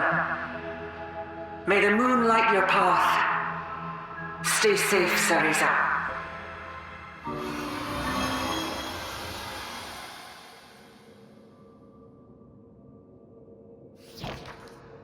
Oh, I'll defeat them all right. And after that, I'll meet Lucan, get that power, and send you back. Cereza and Cheshire exchanged a glance. Getting the power from Lucan would mean the end to their journey. It would mean saying farewell. Come on. We're almost there. You've finally done it, miss. A voice echoed through the trees. It was one of the rare sounds in this forest that put Cereza's heart at ease. Ignis! Congratulations on destroying all 4 cores. You've put those fairies in a right kerfuffle. We couldn't have done it without you, Ignis. Your advice really helped us out. Just doing my part. I told you, it's my job to know the goings-on in Avalon. I must say, though, I'm honestly quite impressed you made it this far. We've seen so much of this forest. I dare say we know more about it than you. Maybe you're right. Next time I'll ask you for directions. I've been waiting a long time for someone like you, miss. Waiting?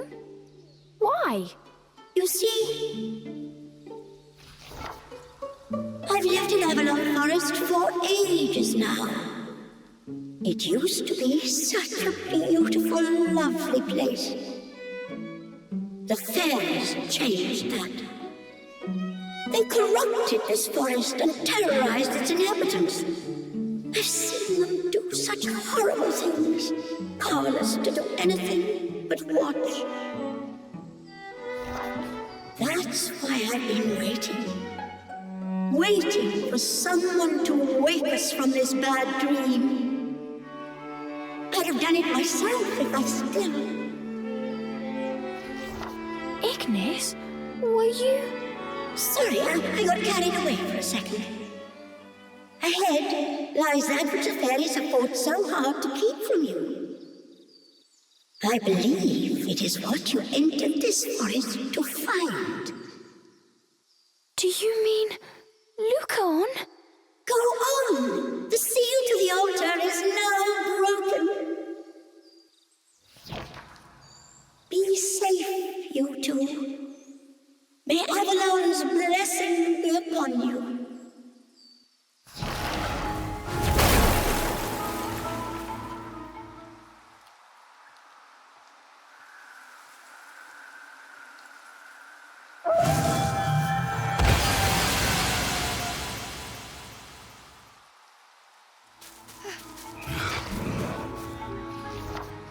All of the elemental cores were destroyed, and their barriers were no more. What waited for them beyond, they could not imagine.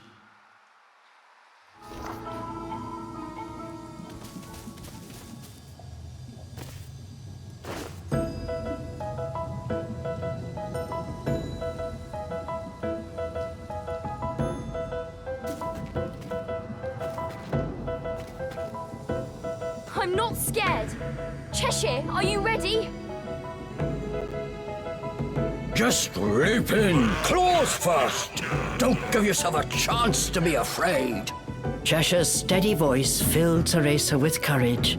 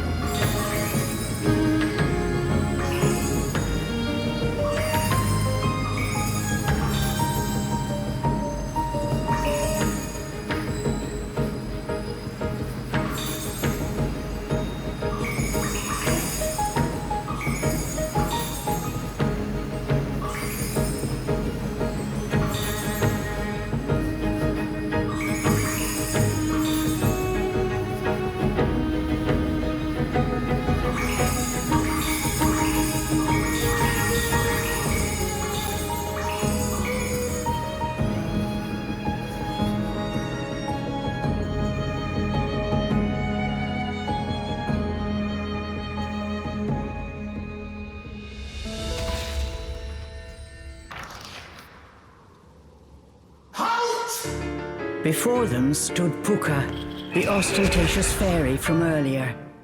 He appeared slightly charred from the explosion.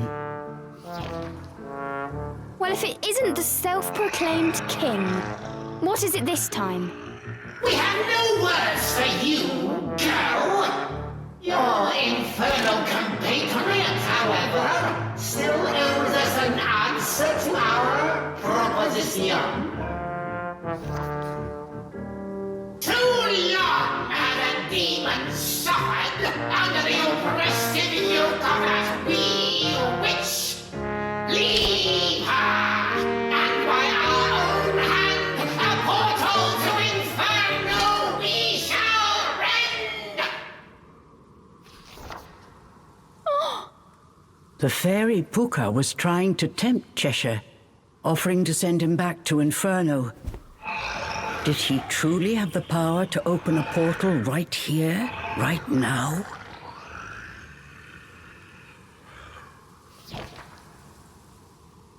Well, demon, you scorned our generous offer once before.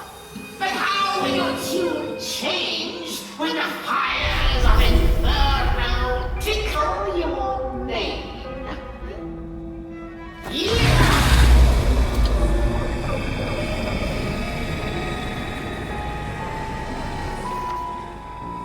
With a flamboyant flourish, the fairy opened a massive fiery gate. Cereza could feel the heat from beyond. The familiar sounds of the forest were joined by the faint cries of the damned.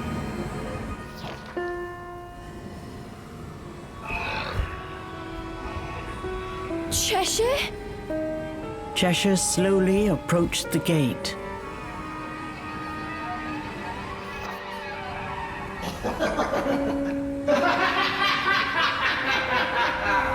As he neared the threshold, memories of their journey came flooding back to Cereza.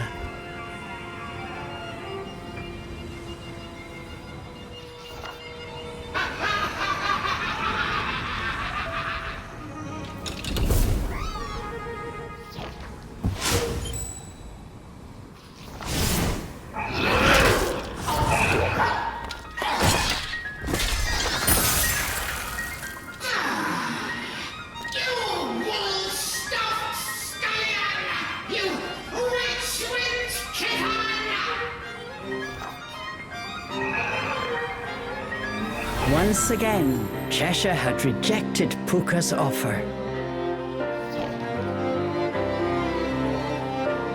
So be it, but Inferno's fires must be fed. If you will not return, then send that vile girl in your stead.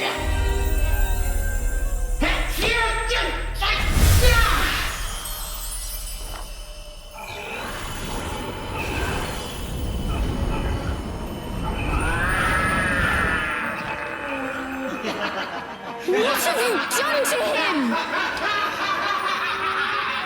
Cereza's question fell on deaf ears.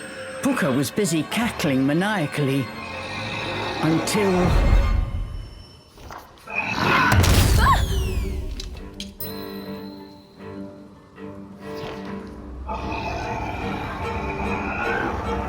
Cheshire? What's wrong? Cheshire, blind with rage, turned his gaze on Cereza. The demon bared its fangs and pounced. Don't worry, I'm here for you!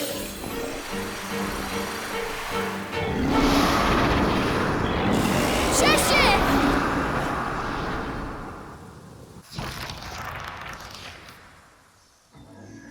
Cheshire had returned to his senses, but his violent tantrum had taken a heavy toll.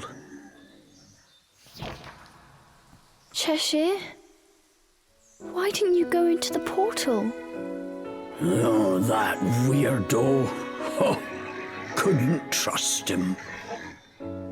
Cheshire replied before turning away. So does that mean You trust me? Cheshire said nothing. He closed his tired eyes. Cereza sang him a lullaby she remembered from long ago. Fly me to the moon and let me play among the stars. Let me see what spring is like on Jupiter and Mars. In other words, hold my hand.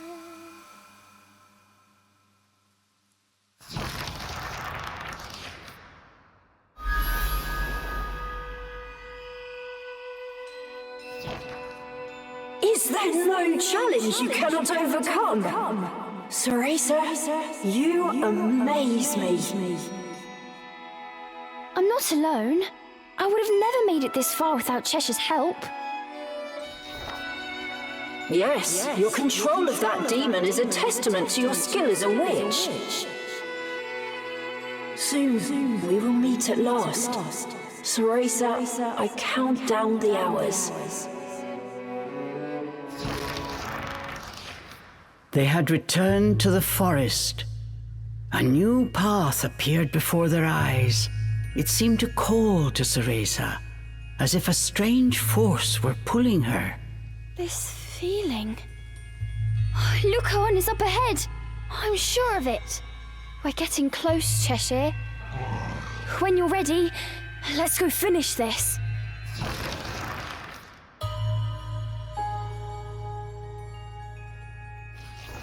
They had finally made it. As promised, Lucaon, the boy from Cereza's dreams, was waiting, but unlike his radiant ethereal counterpart, this Lucaon looked pale and lifeless. Lucaon? As Cereza called out his name, she heard Lucaon's voice, ever so faint. Welcome, Cereza. I knew you would make it. Hold on, Lucaon. I'll get you out of there. No, I am here. I'm afraid what you see in that crystal is nothing but a shell.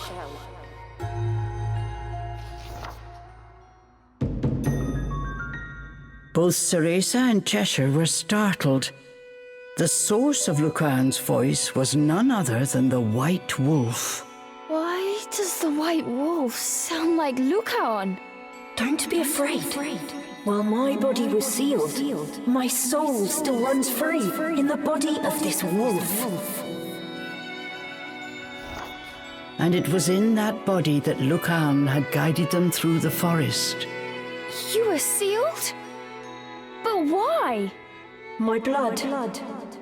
I am the child of human and fairy. Human and fairy? Fear not all fairies are like those you've met. I wish to live in harmony with humans. For that, I was cursed to this fate. And so the boy told Cereza of his tragic past. Lucaon was the last Faerie Prince, the son of the former king and his human queen. The king was loved by his subjects and even sought a way to live in harmony with the human world. But a faction of evil fairies conspired against him. Killing the king in cold blood, they next came for his wife and young Lucaon. His mother managed to save Lucaon's spirit before she was driven out of the fairy kingdom, never to return again. Unable to kill Lucaon, but fearing the return of his royal bloodline, the rebellious fairies sealed his body using a powerful spell. Both your parents? Lucaon, you've been through so much. Lucaon's past reminded Cereza of her own. Her heart hurt for him. All I could do was wander the forest, trying desperately to hold on to the memory of my human self. But Cereza, there exists one way to break this curse. It requires a special power, something only a witch can possess. And so each time a witch entered the forest, my hope soared. I tried my best to guide them here. But... Oh, Cereza, I'm so happy you made it here safely. Now, I beg you, please help me wake from this nightmare. With the seal broken and my fairy power restored, we can leave this forest together. I will help you save your mother. So, please. Something only a witch can possess? Just say the word. How can I help? Why, Cereza, you've already brought me exactly what I need. What? I did? Yes! You brought the sacrifice! That demon is perfect! Just what we need to break the curse! What? Cereza could not believe her ears. Sacrifice Cheshire? Hurry! I must absorb that demon's power. At long last, the curse will be broken. I can't do that! What? What do you mean? Why not? Sacrifice Cheshire? I can't do that! He's my friend! Your friend? You mean that demon? Cereza, what are you saying? Look at it. Demons are infernal creatures that feast on human souls. You witches harness their power as a tool, a weapon, nothing more. You're wrong! Cheshire is no tool. He's a living creature with his own thoughts and dreams. We made it this far by working together, so I'm not about to offer him up like some sacrificial goat. I want to help you, but I simply cannot do that. I don't believe this. I'm sorry, Cereza, but you leave me no choice. Look on. Cereza saw Lucan's face, only a moment ago so full of hope, now contorted by sorrow. She wanted desperately to help him. There must be something else. I'll help you find another way. You don't understand. This is my last chance.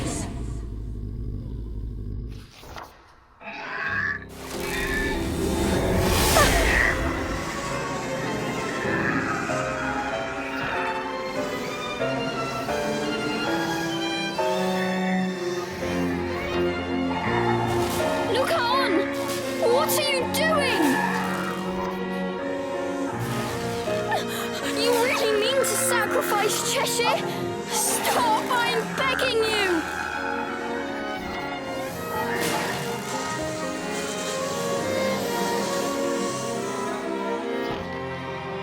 Hearing the desperation in Cereza's voice, for an instant Lucan hesitated. But his mind was made up.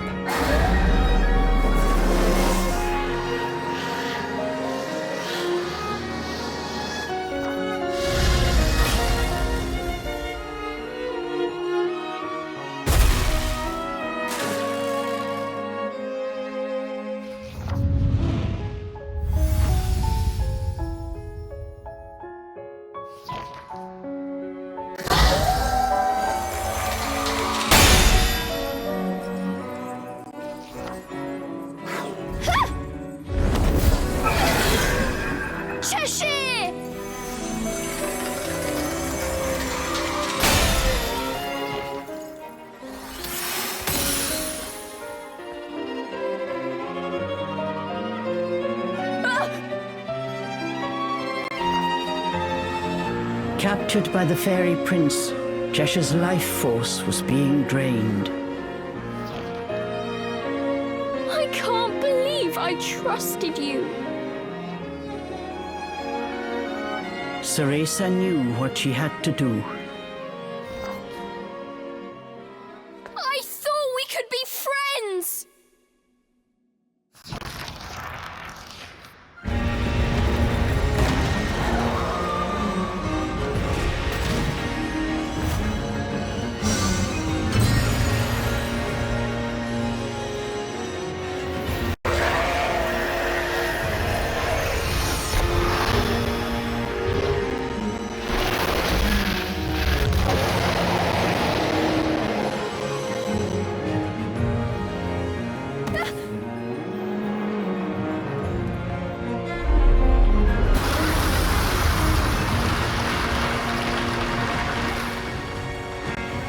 Here we go, Cheshire!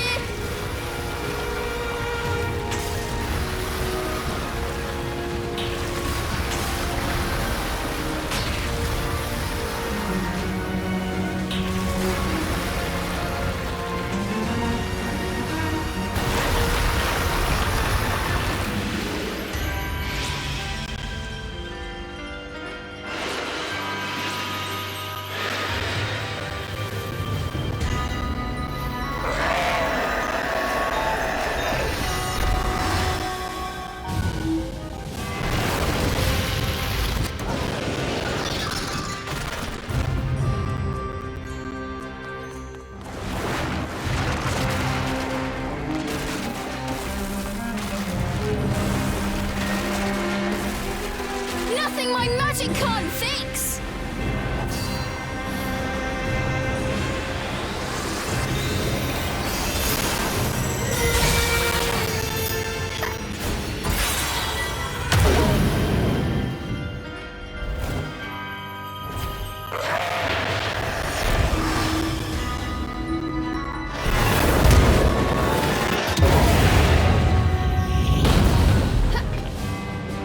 If you don't stop now, I'll never forgive you!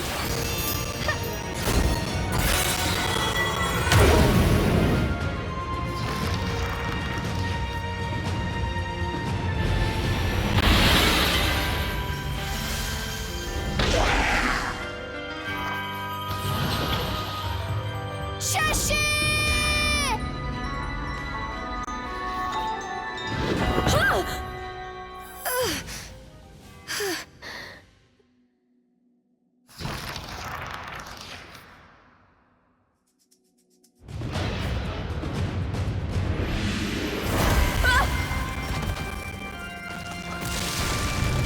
Look on! You can't have Cheshire!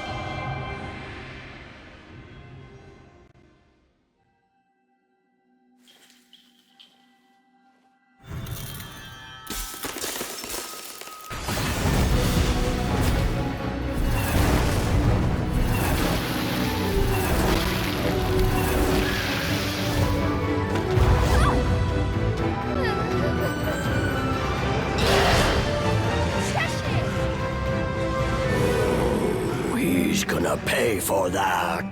Time to take back what he stole! Okay, let's go!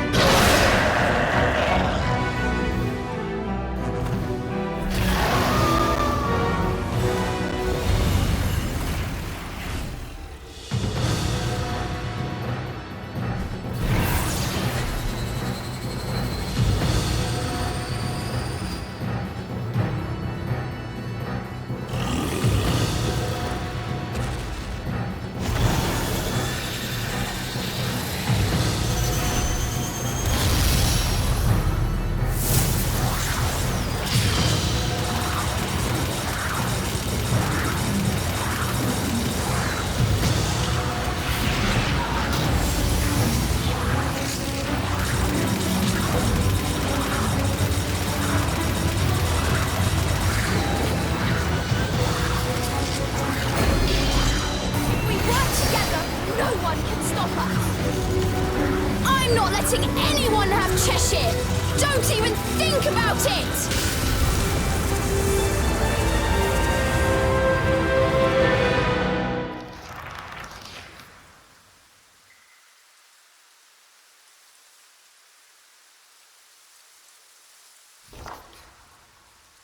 Having lost Cheshire's power, Lucaon struggled to stay on his feet, and then...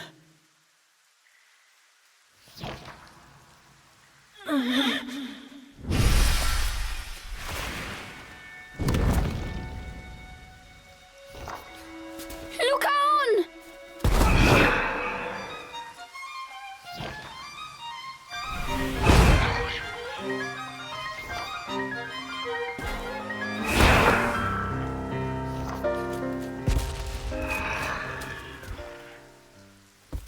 A heroic demon?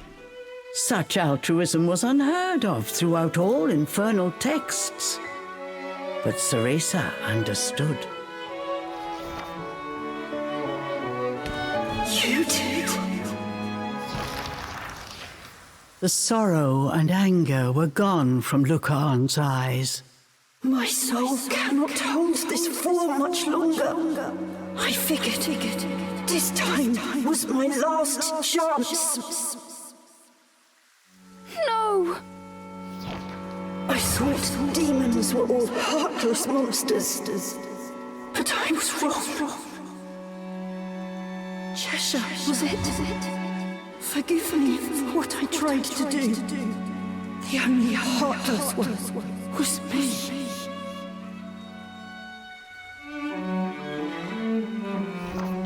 Lucaon.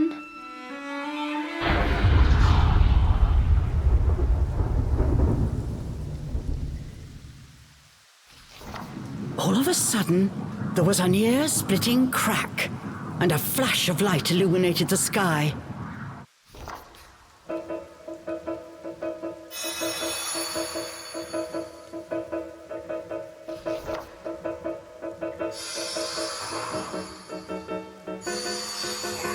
Morgana had succeeded in breaking the barrier trapping them in the forest. Of course! If we can get you to my master, she'll find a way to save you. What? There's still time. Come on, we have to get you to her. Lucaon, I won't let you die here. Splendid! Oh, the pathos is palpable! You! On behalf of Avalon the Forest, you have our eternal gratitude. Why, the trees themselves shall sing a ballad of your deeds. It was Puka, the self-proclaimed king. His usual retinue was nowhere to be seen. Though his outfit had seen better days, his elocution was still to be admired. We're in no mood for your riddles. Back off! Why, we have no need to quarrel. Our subjects will gladly escort you to the edge of the forest. And, led by our fairy light, one ill needs that lupine guide. Leave the filthy beast where he lies. Puka was after Lucaon's spirit and the royal power that it contained. Hearing his words, Cereza knew it had been Puka who had betrayed the fairy king. Puka who had torn Lucaon's family apart before cursing him to wander the forest in solitude. You fiend! Enough! I will run no longer. But in exchange, let those two go. No! Lucaon, you can't! This is for the best, Cereza. My time is up.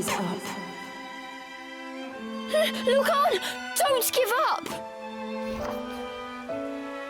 We're We're not going to let you take him, got it? And for the record, I knew you were lying about being a king. So be it. One way or another, he will die. And with his royal line extinguished, we shall be eclipsed no longer. Faerie brethren, the cursed child is finally within our grasp. The false king's son reaches its nadir, and now Puka's star shines bright.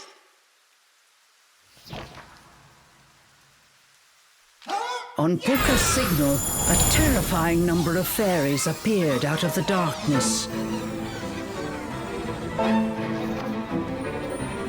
Staring down what must have been every last fairy in Avalon, Cereza's legs began to tremble. But no matter the odds, she refused to give up. But then...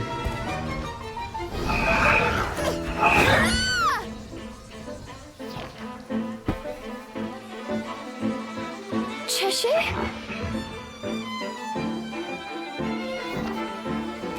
The writhing mass of fairies hot on his heels. Cheshire ran towards the pillar of light.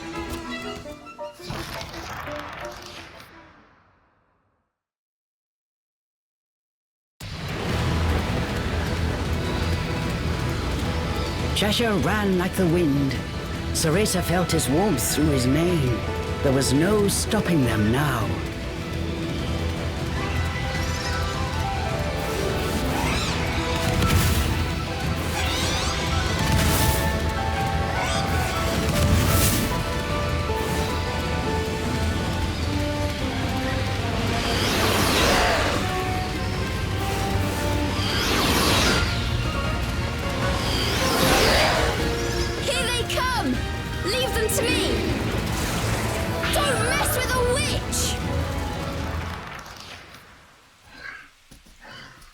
Escaping the fairies' clutches, the pair made it out of the forest.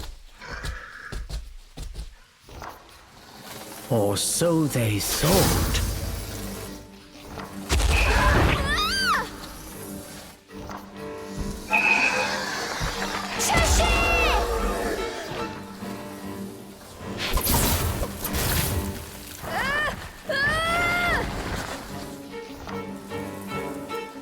Caught by the fairies, they were slowly being dragged back into the forest.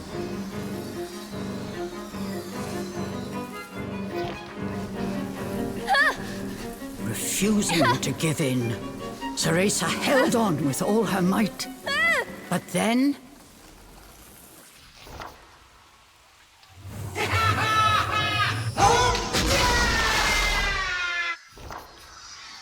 something sent the fairies flying like leaves scattered to the wind. This was a technique Cereza had seen before. Morgana!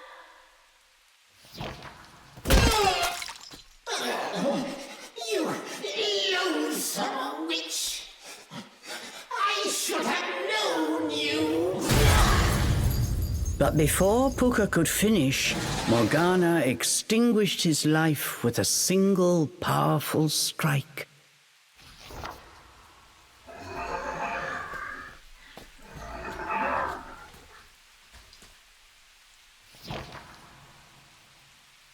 Morgana!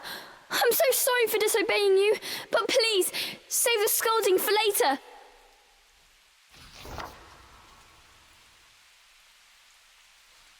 This wolf is actually the spirit of a boy. If we don't do something, he'll die. Please, Morgana, can you save him? Morgana said nothing. She gently stroked the wolf's fur. Confused, Cereza looked at her master. Huh? she saw an expression of which she did not think Morgana was capable. It was warm, filled with love. Morgana? You want to save him? How dare you? How dare you say those words after what you did to him, you foolish girl!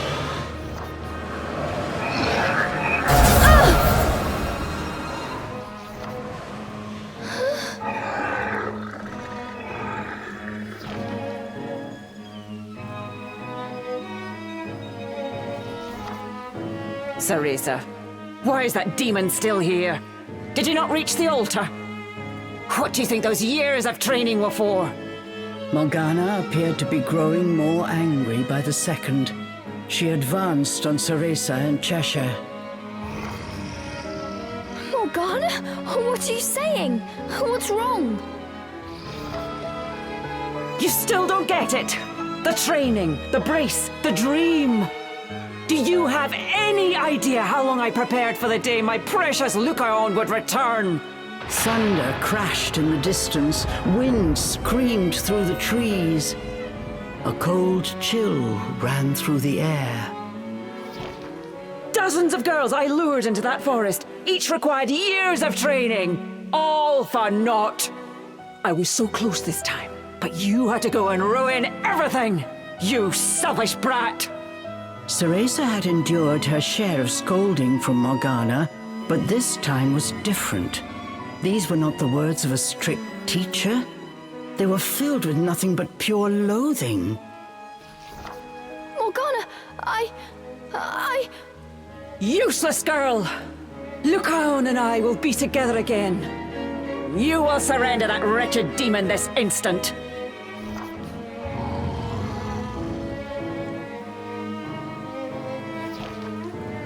Oh, I see. Made a new friend, have you?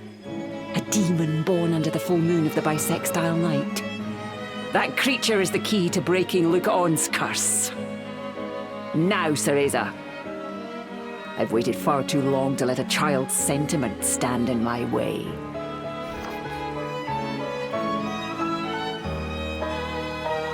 Morgana, I know I wasn't a good pupil.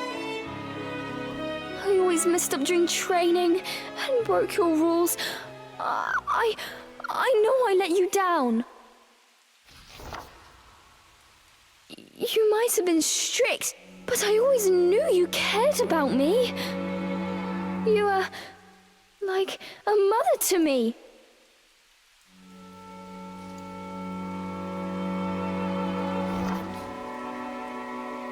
I just wanted to make you proud. Get away!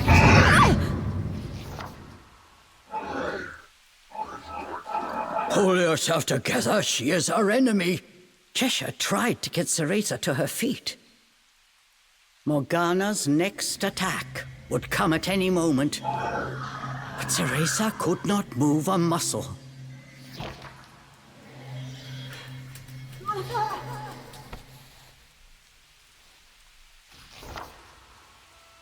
Just then, something caused Morgana to stop.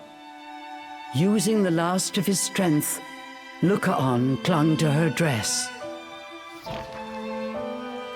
Please, Mother! No more!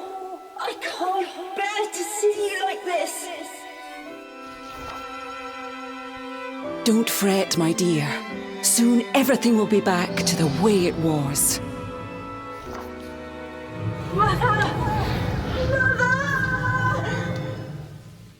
Her expression fixed, Morgana moved her son aside.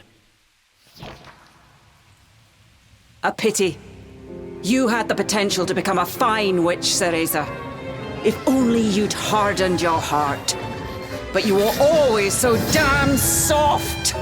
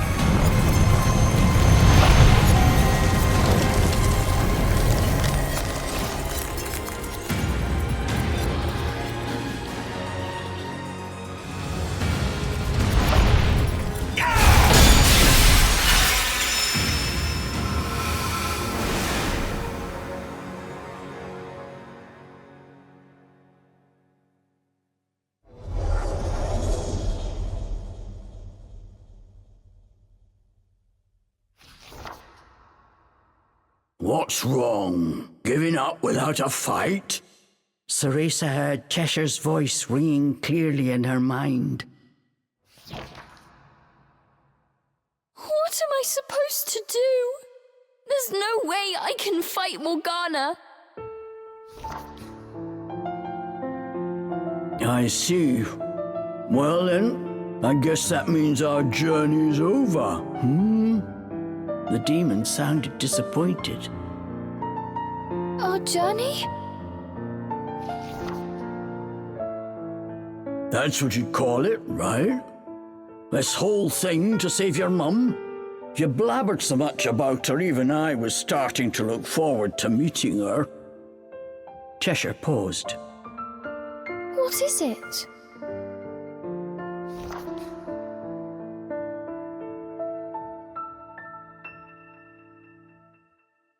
I'm sorry for what I did back there in the forest. Cheshire. And you were right. I never would have made it this far on my own. Thank you. Cereza was moved by the demon's unexpected words. Cheshire, wait! I promised to send you home. I intend to keep that promise.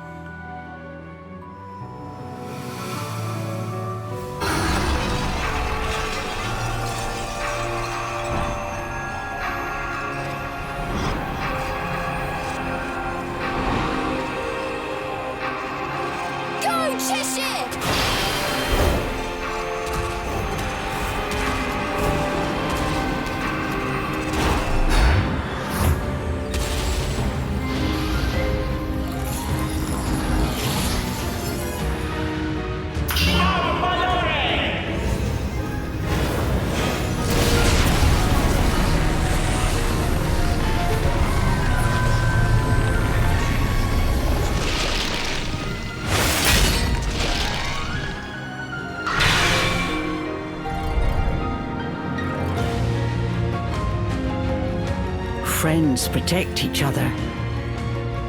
Friends keep their promises. Gone was the fear and hesitation from Cereza's eyes. In its place was courage and steadfast resolve. I'm an Umbra witch, just like my mum. Come on, let's dance!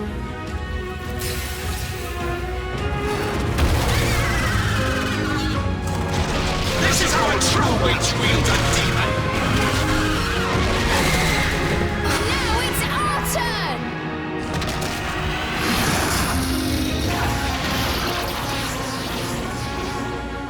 Cheshire, let's go!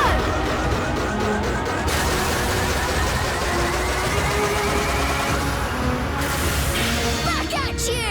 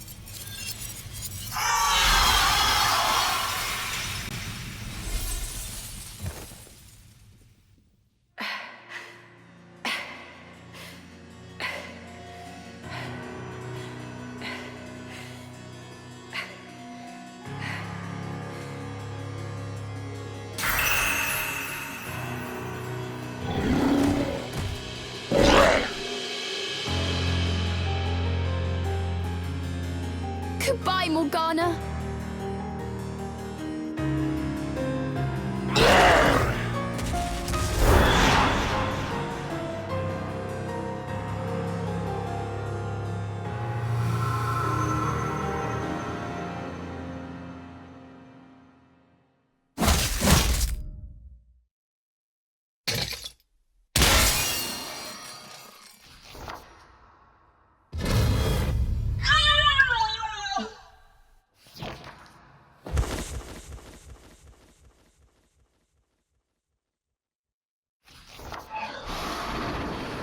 Cereza!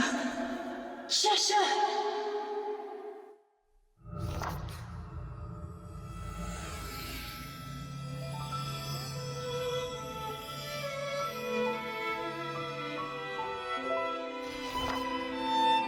You did the right thing, stopping my mother. It was an honor to meet you both.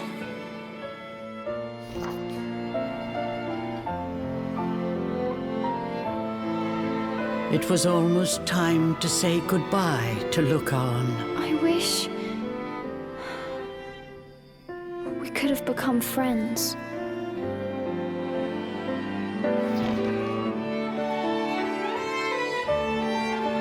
We did, Cereza, and for that I am thankful.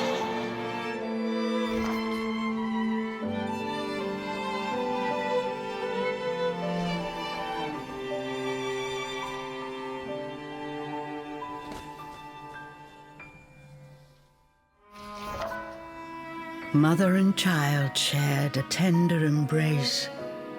This was the warmth he had been dreaming of. Thank you for always watching over me, Mother. You can rest now. I'm happy I was able to see your face one last time.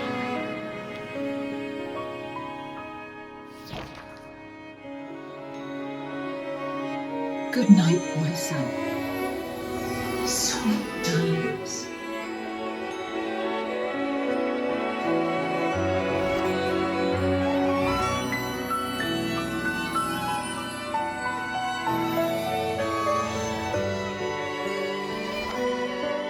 Cereza did not know where fairy souls went in this chaotic world, but wherever Lucan wound up, she hoped he would find peace.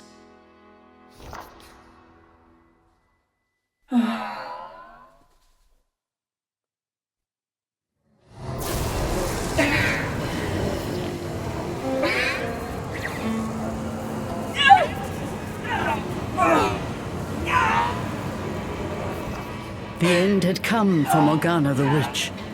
Her peaceful expression was replaced by one of agony. It was almost too much to watch. This is the fate that awaits every Umbra witch. An eternity, wandering the depths of Inferno. Cereza did not look away. She watched as Morgana's soul was dragged to the underworld.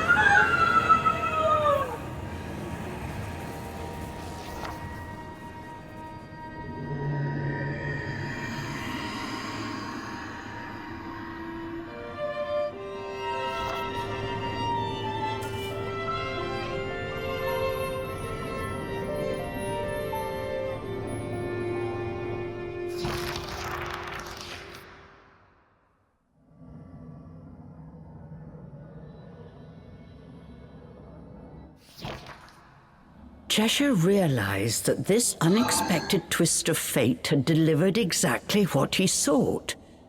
A door to Inferno lay before him. But the portal was already growing unstable. It threatened to close at any moment. The journey had left the demon totally exhausted. Struggling to keep his eyes open, he stared pensively at his door home. That gate will take you back to Inferno. Go on. It'll close soon. Cheshire looked back at Cereza. His expression said what they were both thinking. If I go back, you'll be all alone. Even after all we've been through, you're still gonna treat me like a kid? Just wait, I'll be strong enough to summon you myself in no time. You just take it easy for a while, okay? Cheshire quietly turned back towards the portal.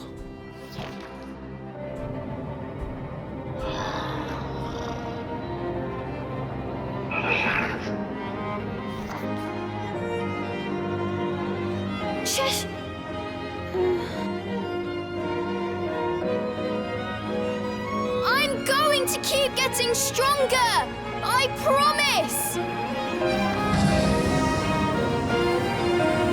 A tremendous sound erupted from the portal, but Cheshire's voice cut through the din. I'd expect nothing less. And you better be one hell of a ferocious demon next time we meet!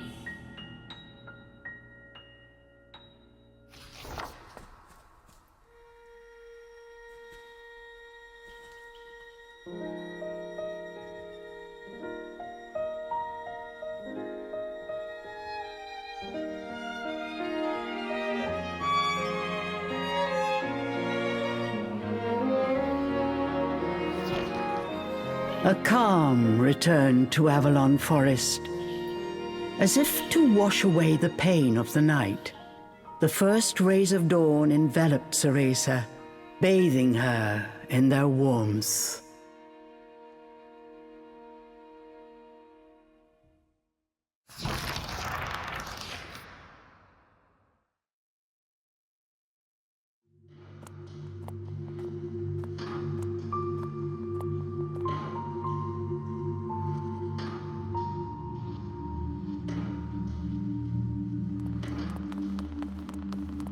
I knew you'd make it.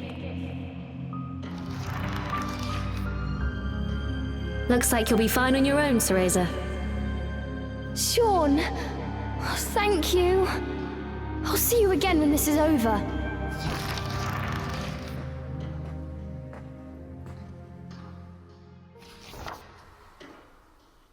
I did it, Mother. I'm a witch. I'm strong, and I'll get stronger. You don't need to worry anymore.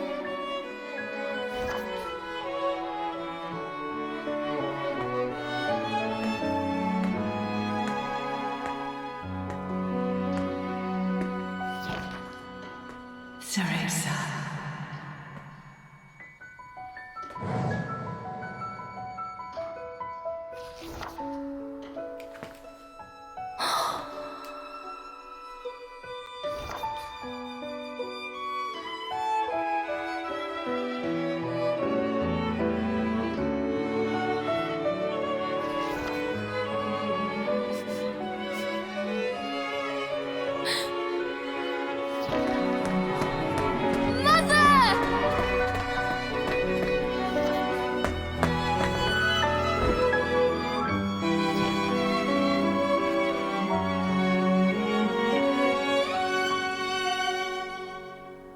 You have grown into a splendid witch, Cereza. You are going to be just fine.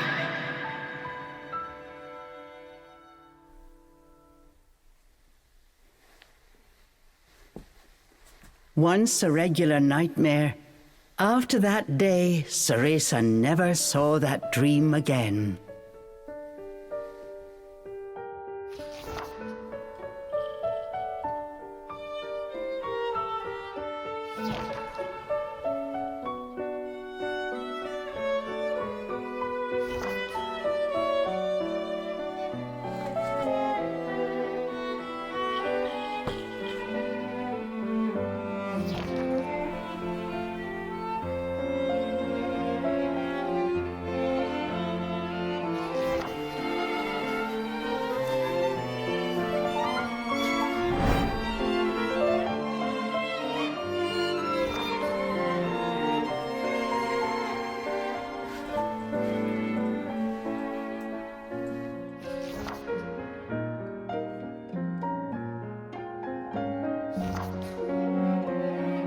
Meetings and farewells.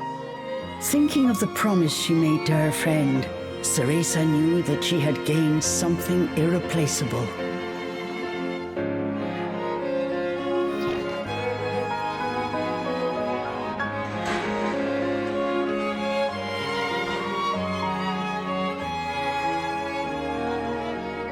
The night was young.